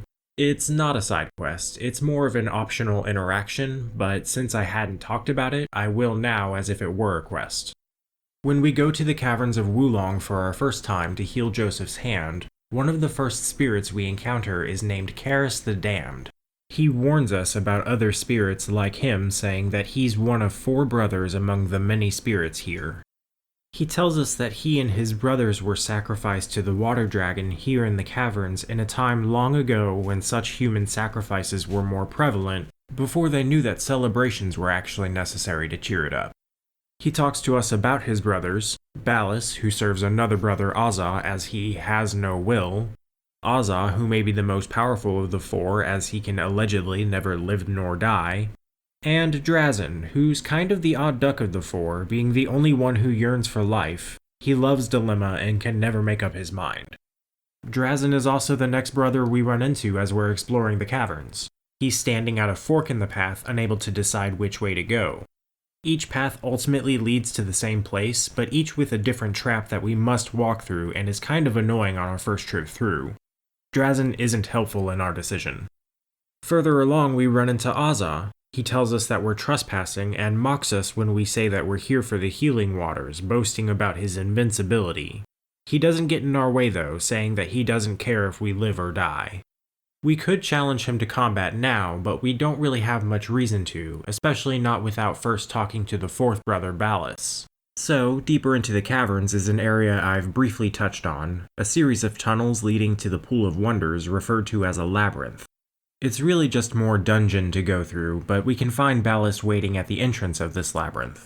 Seeing Joseph's hand, or lack thereof, informs Balus that we're here for the Pool of Wonders.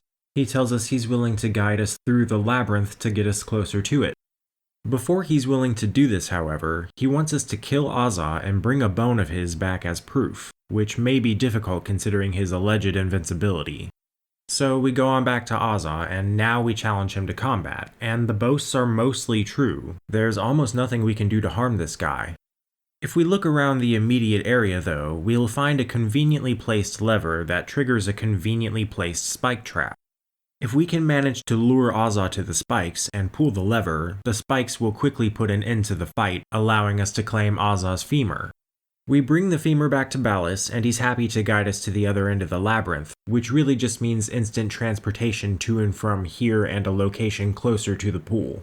It's not necessary to do this, and we'd even need to go through the labyrinth ourselves anyway to find Tiandi for Ruka's quest. At least Azza dropped that first singed robe when we defeated him. He won't be back for it, right?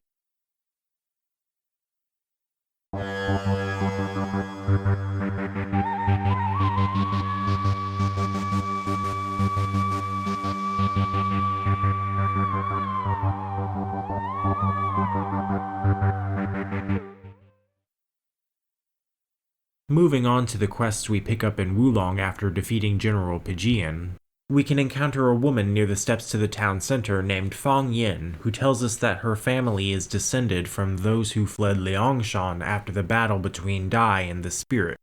She then tells us the whole story of Liangshan and says that her family has a tradition stating that if a family member passes away, something dear to that person is brought back to their original home.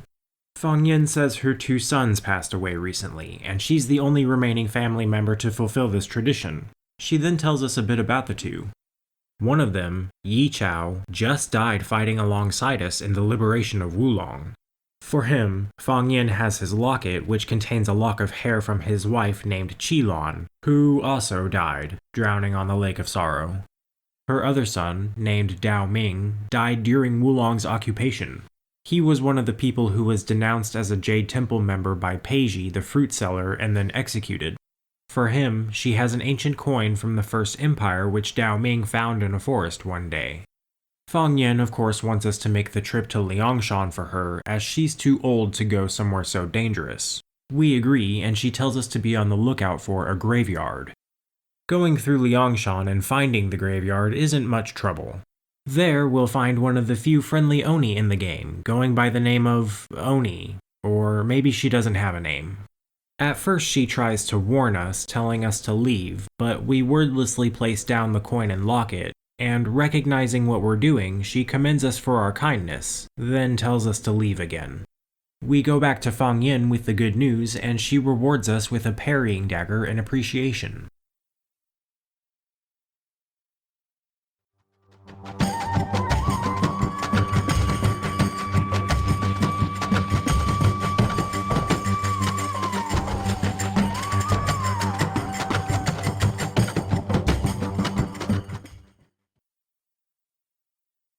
If we do some poking around in the residential area of Lower Wulong, we can run into a lady introducing herself as Nandi the Gatherer.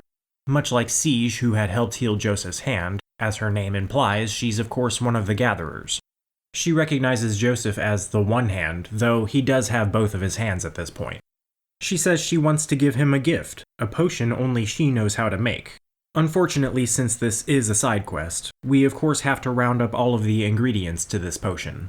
The first thing she says she needs is called a sparrow's egg, which fortunately she specifies is the leaf of a plant, and we'll find it in the wilds around Wulong. So we wander around the area looking for a random encounter where we'll find our plant, near a group of Rokuls. Back to Nandi. We give her the egg leaf, and she now says she needs the petals of another plant with a slightly weird name, the Gemati's cloak, as it's named after its colorful appearance. It's also found out in the wilds in a place where the Oni roam, as they aren't exclusively found in Liangshan. Sure enough, we find this plant in another random encounter very similar to the one where we found our previous plant, only this one has a bunch of Oni roaming around as promised. We get our Gemati's cloak, and it looks very green for a plant that's supposed to be so colorful.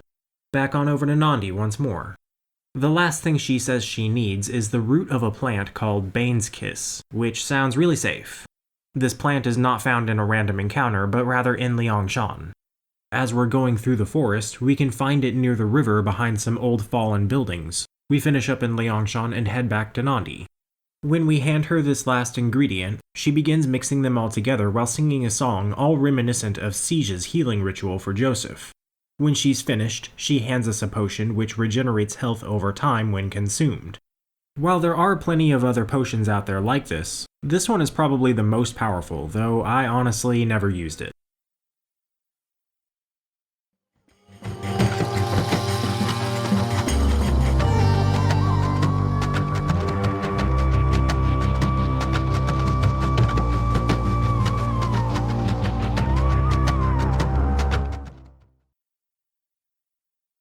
In the pavilion of the town center of Wulong, there's a man known as Keishi the Sculptor who has a problem. When Pijian and his men had occupied Wulong, they had destroyed a statue of Emperor Gaudi II, Fleece's grandfather, which Keishi had created. Fortunately, it was broken into 6 specific pieces, and Keishi already has one, the torso. He offers us a reward for collecting the other 5 pieces which have been scattered around Orenia in the Empire soldiers' travels, and then returning them to him. The first piece we can find is the head, which is right here in Wulong on the cliffside, not far from where Anji gave us the charcoal for Siege's ritual in the main story. Both of the legs of the statue can be found in Wulong Caverns. The right leg is among the ruined buildings of the drowned city. The left is just beyond where Azza was. Or is? Hey, Azza's back, and he doesn't remember what we did to him. He truly is invincible, isn't he? We could even lead him through the spike trap again. Both of the arms we can find as we explore Liangshan Forest. The left arm is near the entrance at a ruined Imperial campsite. The right arm is a little further in, near the bones of a large creature which I haven't mentioned. Perhaps these are the remains of the spirit defeated by Dai. Specifically, it's mysteriously sitting within a circle of old pillars, and Rosalind comments that it feels cold in this area. With all of the pieces in tow, we finish all of our business in Liangshan and then head back to Keishi. He comments on the pieces as we hand each one over, and then after the last one, he says it'll take a few days to restore the statue, and then gives us an anti-Magus torque as a reward.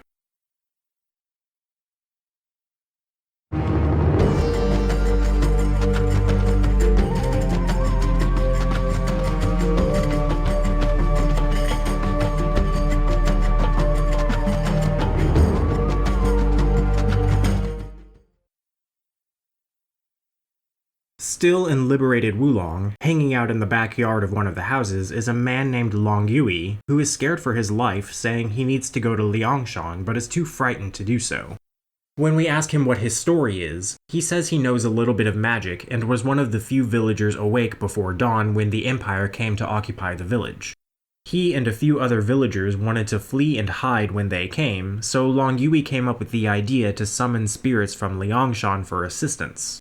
The spirits agreed to temporarily transform the villagers into trees to hide them from the invading soldiers. In exchange, the spirits simply asked for Long Yui's hat. That plan worked just fine, but now Long Yui thinks he'll die if he doesn't get his hat back from Liangshan. He has absolutely no explanation whatsoever for thinking this, only saying that those who bargain with the spirits must pay the price they ask. This makes no sense, as they had asked for the hat, they got the hat. Wouldn't taking it back from them anger them? Whatever, we tell him we'll go find his hat, though he makes no expectations of us knowing that Joseph is the summoner. We'll be able to find it as we go through Liangshan on the ground near a group of Oni not long after fighting the Serpent and Phoenix Riders. Once we're done in Liangshan, we take the hat back to Long Yui, and he begins to weep in the face of our generosity. He gives us a well-honed katana in appreciation, which really isn't anything special.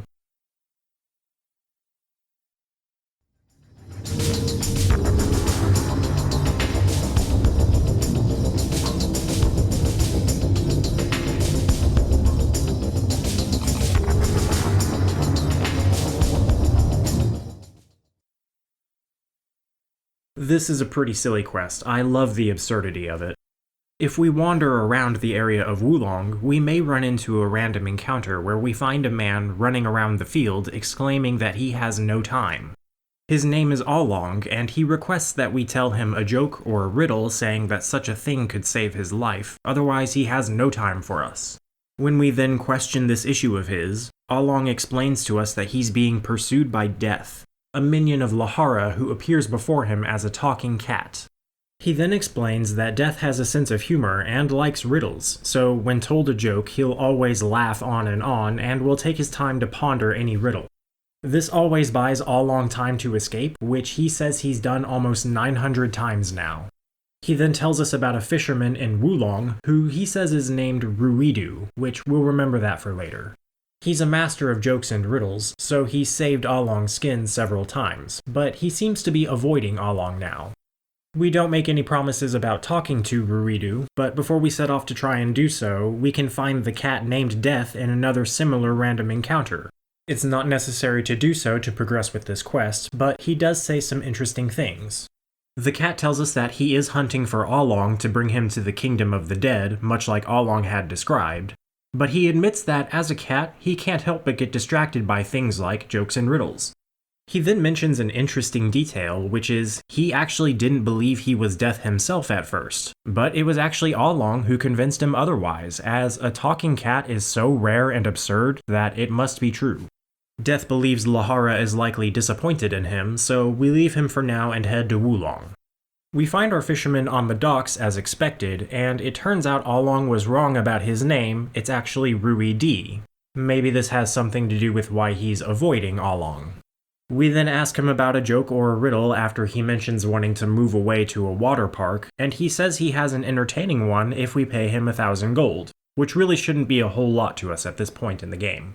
He tells us the title of this joke is Pursued by Death, so he clearly already knows why we're asking him about this, and no, we don't get a refund for having heard this one already. He basically tells us Along's whole story with Death as his joke, and Joseph doesn't really find it funny, so we do ask for our money back, especially after Ruidi mentions that the cat was never actually Death, it was just some talking cat. He says he has yet to get to the funny part though, which is, Along and the cat both so deeply believe that the cat is Death, that if the cat does catch up to Along, he will still die. Ruidi also says that after Along had consulted a wise sage for quite some time, referring to himself of course, that the sage no longer has anything to teach him and the cat has now heard every joke created since Orenia's first emperor. He is still sympathetic to Along's situation, so he has another solution in mind if the summoner is willing to help. He then goes on to talk about the bark from the great tree in Liangshan Forest where the shrine is built, and that cats find the flavor of this bark to be sweet and pleasing. The bark also becomes very sticky the more it's chewed. The goal here is to attempt to mitigate this problem by keeping the cat from speaking short of harming it, as Along's delusion is not its fault. Ruidi says we need to find the tree and get 2 pieces of bark, one to give to the cat right away and another to give to Along to use later. It is kind of seeming to me like an individual piece of bark may be a better solution than a single joke or riddle for buying time, but given limited availability, may still be a very temporary solution. Nobody says anything to this effect though. At this point, we can track down Along in the field again to tell him about the bark. He's still getting Ruidi's name wrong, and while he likes the idea, he's unwilling to go through Liangshan himself, saying that he's probably safer with the cat. Once we've gone through pretty much all of Liangshan, defeated Wen Tao, and claimed the Ring of the Forest, we need to remember to ask the Guardian of the Shrine for pieces of bark from the tree. The Shrine Guardian says that the prophecy of the Summoner said nothing about tree bark, but fate can be weird, so who is he to judge? He gladly hands over 2 pieces. We now have the optional choice of reporting our accomplishment to Ruidi and Wulong, but he snaps at us when we do so, saying that he won't reward us for running some errand. Hilariously, we still gain a bit of experience for doing this. We look for Along again, still running madly through the fields, and hand him a piece of bark. He's very grateful, and we're told by the dialogue box that Along hands us something, but nothing is listed as a reward beyond intangible experience. It does turn out, though, that he did actually hand us something, a dagger called a spine splitter, which is apparently a very sneaky weapon. To wrap this whole thing up, we now need to find Death to give him a piece of bark. He gladly accepts it and begins chewing on it as expected. He doesn't have anything for us except more experience, but now everyone is happy.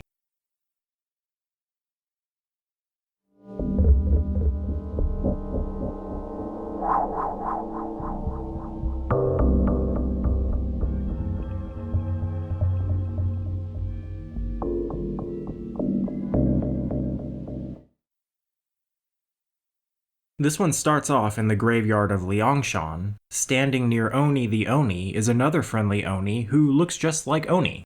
This one's name is Piaobo, and she tells us she was born in Wulong as a normal Sudani child, with her grandfather, a fisherman, and her mother who looked after his fishing birds.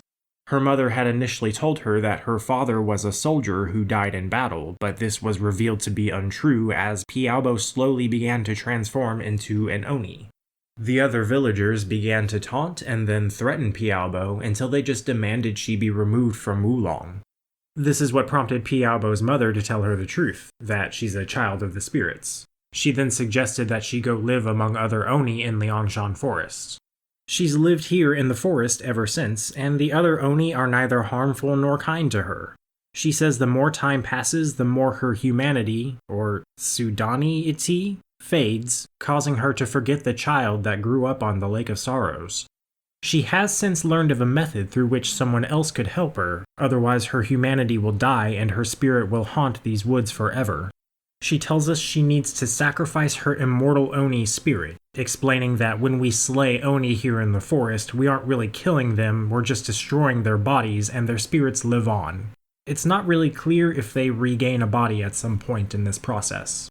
She then produces a wooden box saying that it contains her immortal spirit, and that it needs to be sacrificed to the dragon of the lake in the caverns of Wulong by throwing it into the abyss. This is referring to a deep pit we would have clearly seen early in our first trip to Wulong Caverns, which probably would have prompted us to think something like, why is this here? I bet this is used for something later. We agree to do this for her, and she warns us not to open the box before sacrificing it or her spirit will be lost forever. Now this might prompt some people to try to find a way to open the box here in front of her to see what happens, but we're not really able to. Not here. We return to the caverns of Wulong, and we now find one of the spirits standing on the platform of the pit. He's known as a Jade Temple ghost, and he clarifies what was going on with the human sacrifices before festivals were known to be the proper offering to the water dragon. He first says that this pit, known as the Dragon's Mouth, is where such sacrifices were made, but nowadays it's used for more peaceful offerings. He tells us that the people of Wulong initially believed that the dragon of the lake was angry with them, causing all of the destructive floods, and so they tried to use human sacrifices to appease that anger. They of course eventually realized that the dragon was actually sad and moved to festivals and celebrations. Now we get a choice to make. We can either open Piaobo's box or just toss it into the dragon's mouth. If we choose to open the box, it turns out to be empty, and we still toss it into the pit. The ghost then makes a sad comment saying that Piaobo's hopes are now gone with the box, and he hopes the prophecy chose better than she did. Now, Liangshan Forest is a somewhat buggy, unstable area in the game, so ideally you want to get everything done there in one trip. So I never returned there to see if Piaobo has anything to say about this, though the quest is finished and removed from the journal, so I'm doubting there's anything new. If instead we just throw the box into the dragon's mouth without opening it, the ghost asks us where we got it. We tell him Piaobo's story, and he responds saying Piaobo left Wulong for Liangshan 800 years ago if the stories are true. We can now look around Lower Wulong to find a new young woman hanging around a house. Talking to her reveals that she's Piaobo transformed back into a Sudani. She lets us know that we freed her from her torment, and she wishes us well on our prophecy business as she hands us a ring of control.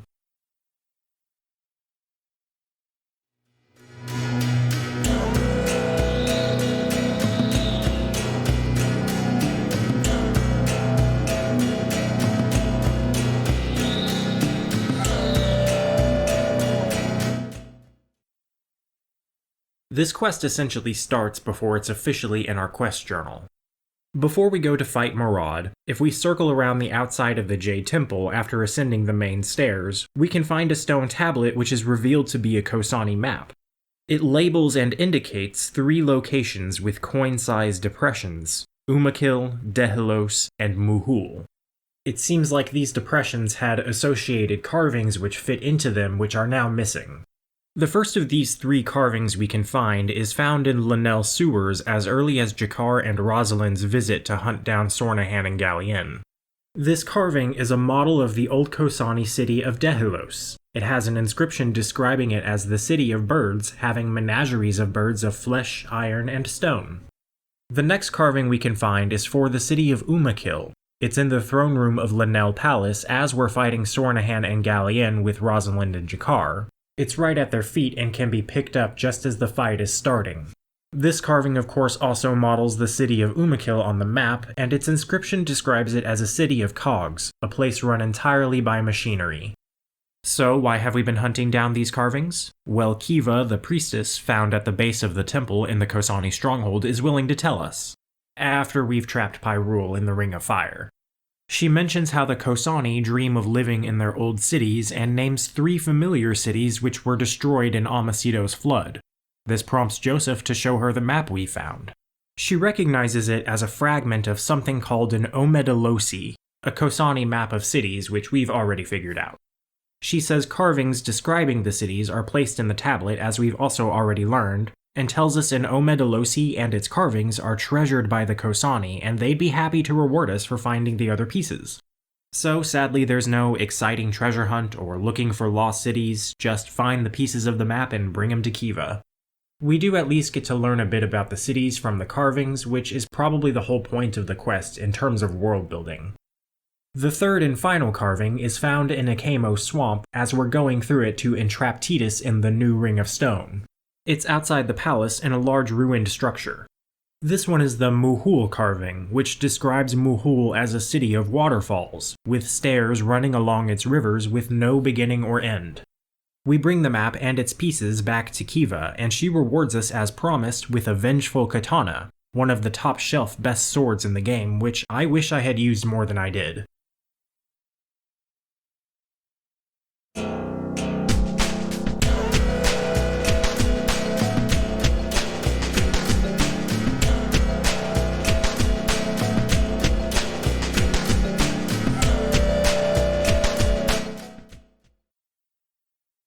While this technically isn't a quest that appears in the journal at any point, it's still very much so a missable side objective that absolutely has a place on this list.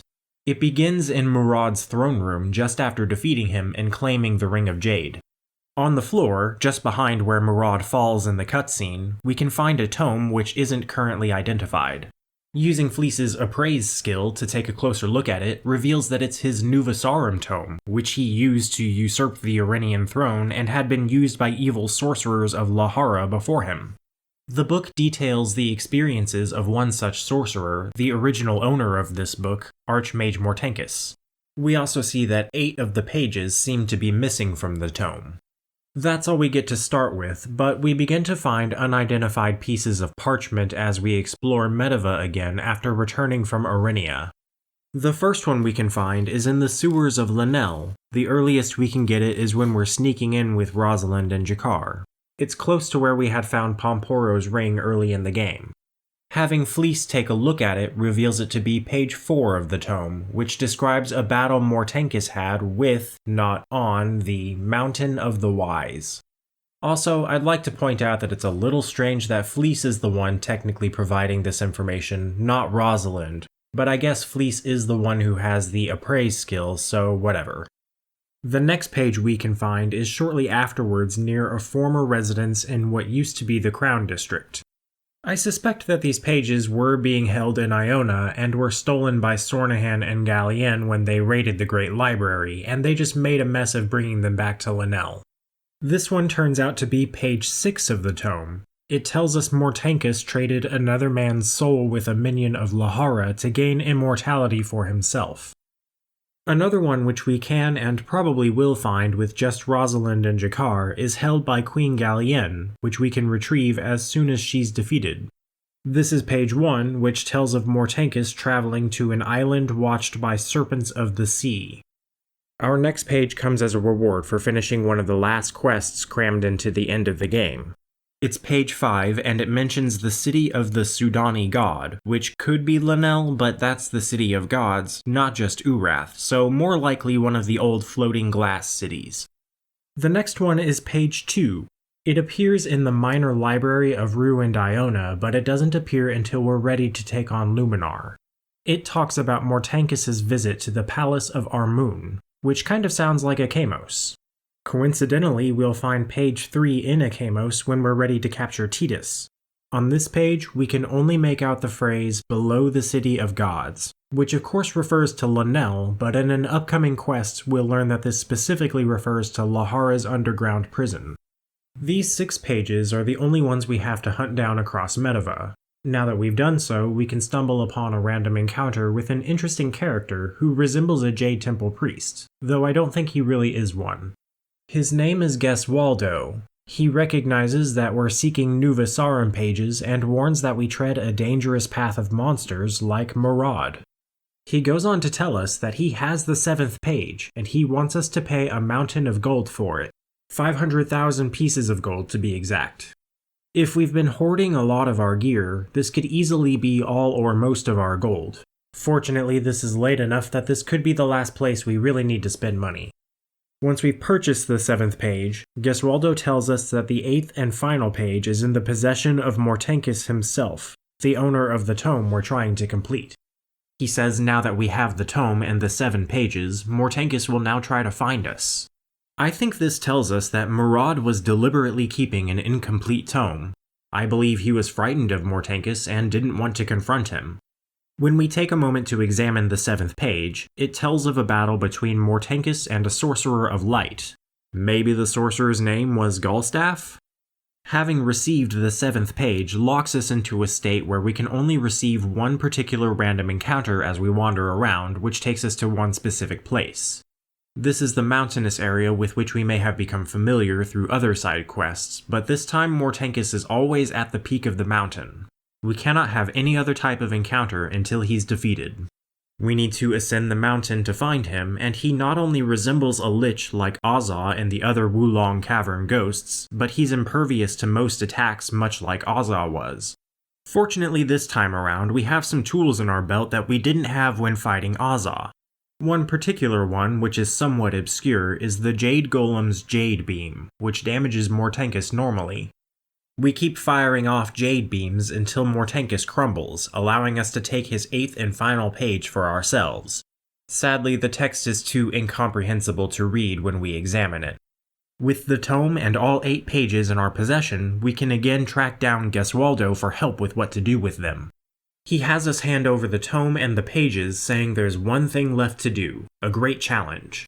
We do so, and he uses his magic, mending the tome, making it whole, then chants some more words and holds the tome towards us, allowing us to go inside of it with a bright glow from the pages.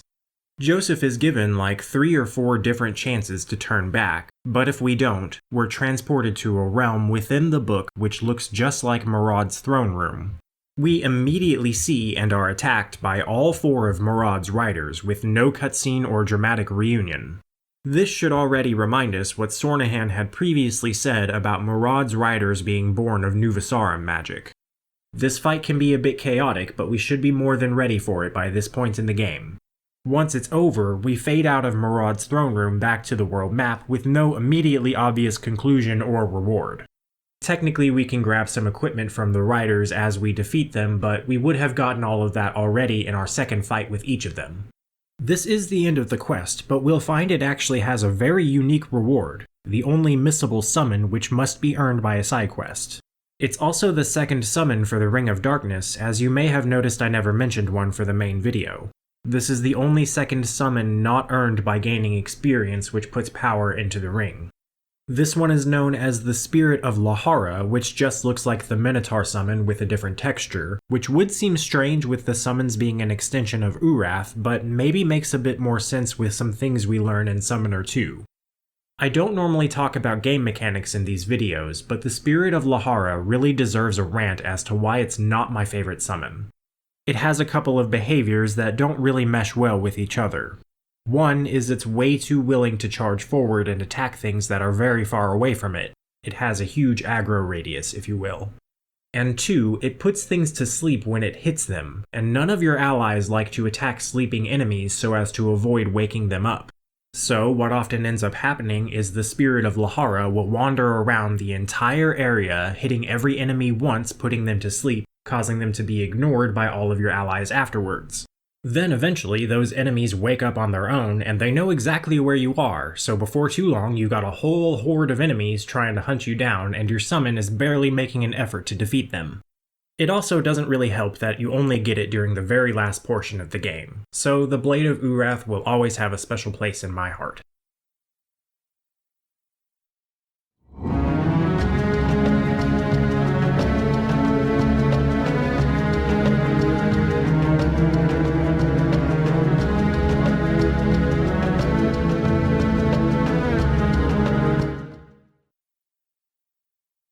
Once we've returned to Medeva from Orenia, and are sent to Iona to find the Khosani scrolls to enchant the new rings, we can stumble on a random encounter before visiting Iona.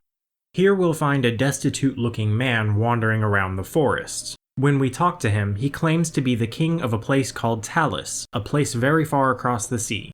He tells us he's been wandering the world for many years, naming several places he's been to, some we recognize like the cities of the Iomani. In his travels, he's been searching for his crown and scepter, which he says were stolen from his palace. He does say he'll reward us for helping him find them, but he's mostly lost hope on the matter. Once we've captured Pyrule in the Ring of Fire, we'll be able to find a Khosani named Uligo the Artisan in the stronghold. He's pretty quick to tell us that the Khosani have created things like crowns and scepters for lords from lands so far away that they've never seen those lands for themselves. Lands such as Quercia, Moravik, and Talis. This piques Joseph's interest, prompting us to tell Uligo that we met the King of Talis here in Medeva. Uligo asks if he was looking for his crown and scepter, and we ask him how he knew this. He says a knight from Talis came to the Khosani long ago to request that jewels be made for his lord's crown. They agreed and made jewels so remarkable that they'd bring peace to Talis for 800 years. After this time had passed, however, the jewels were enchanted to return to the Khosani unless the king or one of his descendants journeyed to Medeva in person to thank the Khosani for the gift. No king ever came to thank the Khosani after 800 years, so that's exactly what happened. Uligo says that if the king comes to the stronghold and apologizes to the Ulsadana, he might get his things back for another 800 years. We can find the King of Talis still wandering around the woods, and we relay what Uligo had told us. The king says he wasn't aware of this story and is happy to go visit the Khosani, saying that if his family broke this promise, it wasn't for lack of gratitude. We can now return to the stronghold to find the king making his visit standing not too far away from Uligo. It seems like his apology was successful as he's gotten his crown and scepter back. As thanks for our help with this situation, he rewards us with a suit of Hero's plate mail, Jakar's best armor, which I admit I never actually equipped. Oh well.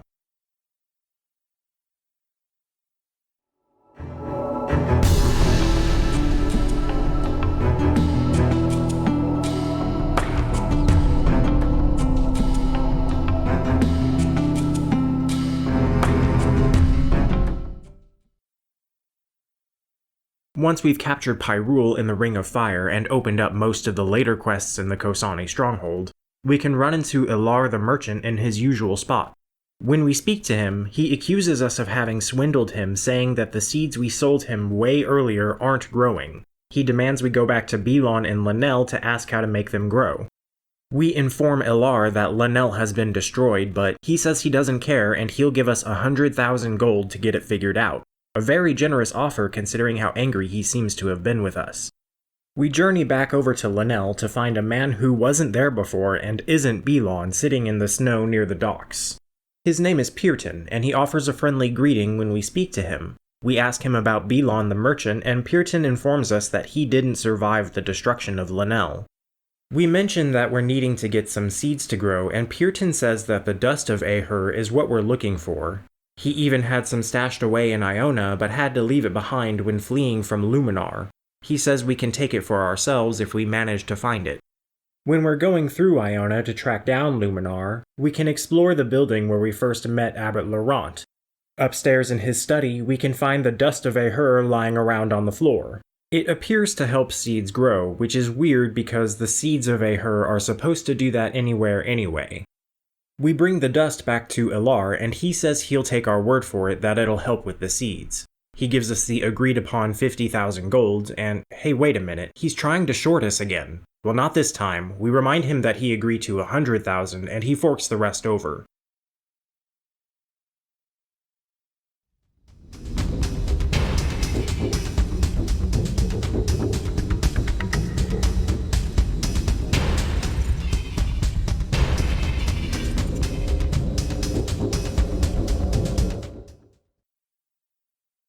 Another quest from the Khosani stronghold we can get after having trapped Pyrule in the Ring of Fire is found at the temple by talking to a Khosani named Athodi the Priestess.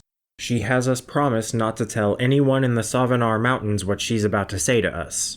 We could choose not to, but once we've made that promise, she tells us that a Khosani warrior named Haynol has rebelled and left the stronghold hoping for the death of all Sudani who he blames for the liberation of the demons.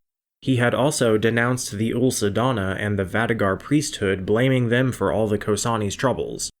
Haynol was strong enough to be considered for the best friend position of Guardian of the Stone Portal, and as such, Khosani warriors have failed to stop him and his men. They're all far too proud to ask for help though, hence all the secrecy. What's more, Haynol has stolen a Khosani relic known as the Gemstone of Erekor, so Athodi has decided to secretly ask Joseph for help in reclaiming it and defeating Haynol. So, we set out to wander the mountains and stumble on a familiar-looking mountainous random encounter. In this instance of it, there are heretic Khosani all over the place, and we can find Haynol hanging out near the ascent at the base of the mountain. He's tough for a Khosani, but we've already handled worse fights than this. We beat him up and we take the Gem of Erekor, the valuable green Khosani gem. It's valued at 10 gold, like most quest items. I'm guessing that's just how valuable they are to us at that time. We bring the gemstone back to Athodi, who says the Ulsadana will be happy to hear we helped as she hands us page 5 of the Nuvasarum tome and a bone jerkin.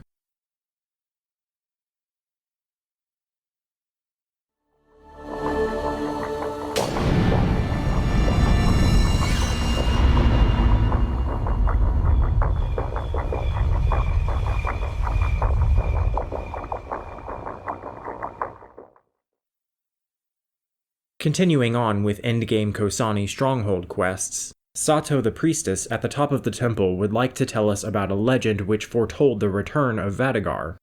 It says that the Khosani will return to their old cities and Vadagar will return when the Ulsadana sounds the hunting horn of Vadagar in a place called the Valley of Ghosts. The horn was last sounded by Urath in order to seal Lahara in the kingdom of the dead below Kossus. The Khosani have been unable to find it since.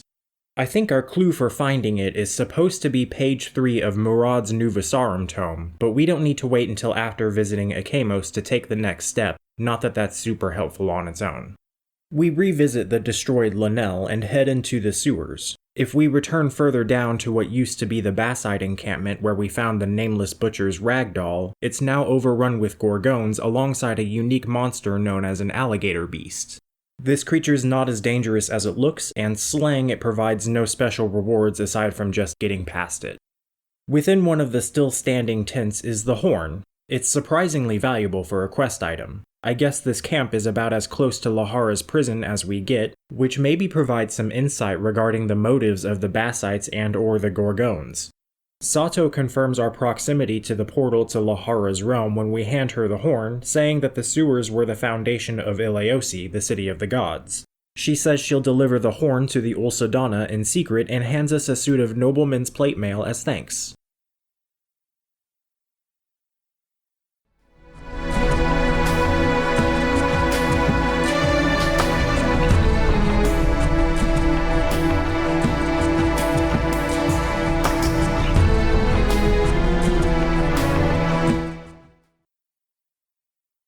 Even later in the game, once we've defeated Titus, Luminar, and have gotten our new Ring of Darkness, we can find a Medevan knight hanging out on the streets of the Khosani stronghold.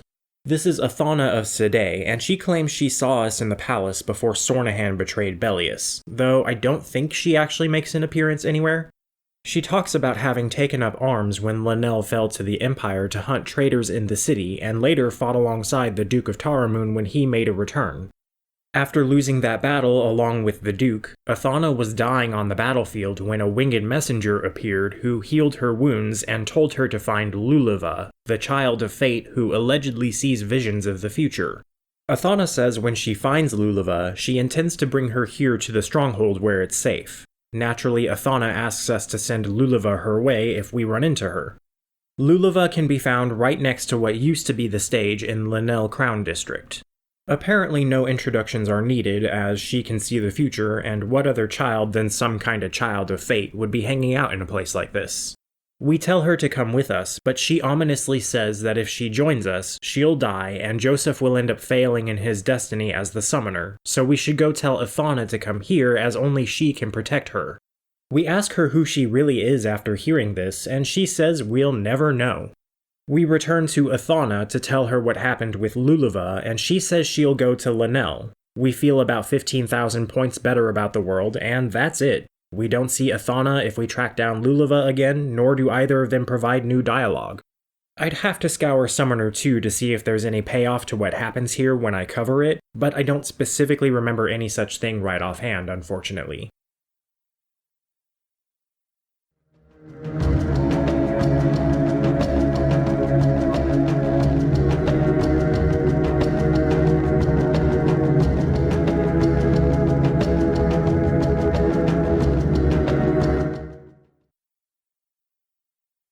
The final quest on this list is also obtainable from the Khosani stronghold after acquiring the new Ring of Darkness.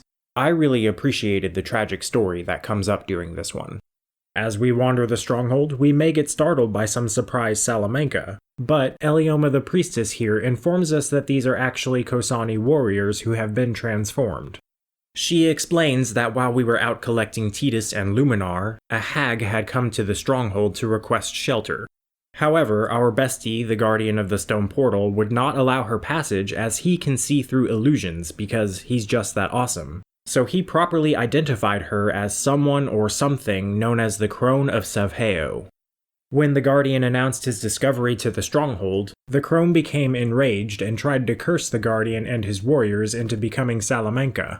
Only the weakest of the warriors would succumb to her spell, so the Guardian and his remaining warriors attacked her. This led to a fierce battle in which the crone transformed into many different animals. Eventually she took the form of a vulture and fled back to the forest. Now these warriors are stuck as Salamanca and only the crone can reverse it. Elioma suggests that we go find the crone and ask her to do so, adding that she's likely still weak from the battle and won't be able to transform for a while.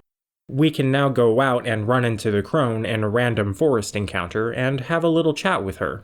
She recognizes that Joseph is the summoner and doesn't want to mess with him, so we insist that she remove the curse on the Khosani or she'll die. She responds saying that if that happens, they'll remain Salamanca forever. She says she will undo the curse if she gets what she came to Savanar to get in the first place, which is something called the Stone Rose of Ovaka. She won't give us any more details about this and we can't actually fight her, so back to the stronghold for more information. We get back to Elioma and inform her of what happened with the crone. Apparently the crone never mentioned to the Khosani why she came to the stronghold for some reason, though it doesn't matter as the Khosani don't have the stone rose. Elioma goes on to tell us the story of the rose, saying that long before the flood of Amasido on the original Khosani homes, there was an artisan named Mevo who carved a stone rose and hid it in the garden of a princess named Ovaka. When Ovaka found it, she was so delighted that she swore to marry the one who carved it, and announced this publicly, causing 1,000 suitors to show up claiming they did it, including Mevo. So Ovaka challenged them all to carve roses.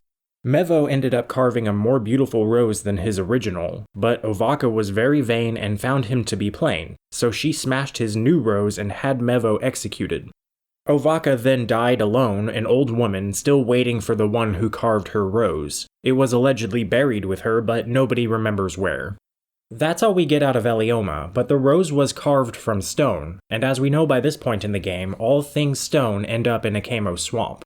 So we head back over to Akamos and search the palace to find a fountain with rusty-looking water. There might be blood in there, but let's not jump to any conclusions. Here we find the rose, but nothing indicating the resting place of a princess.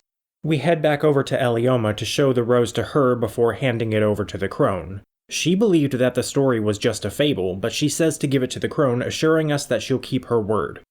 So we track down the crone again, and first let her know that the Khosani never had the rose. She gets upset, suggests we're lying, and tells us to go find it ourselves.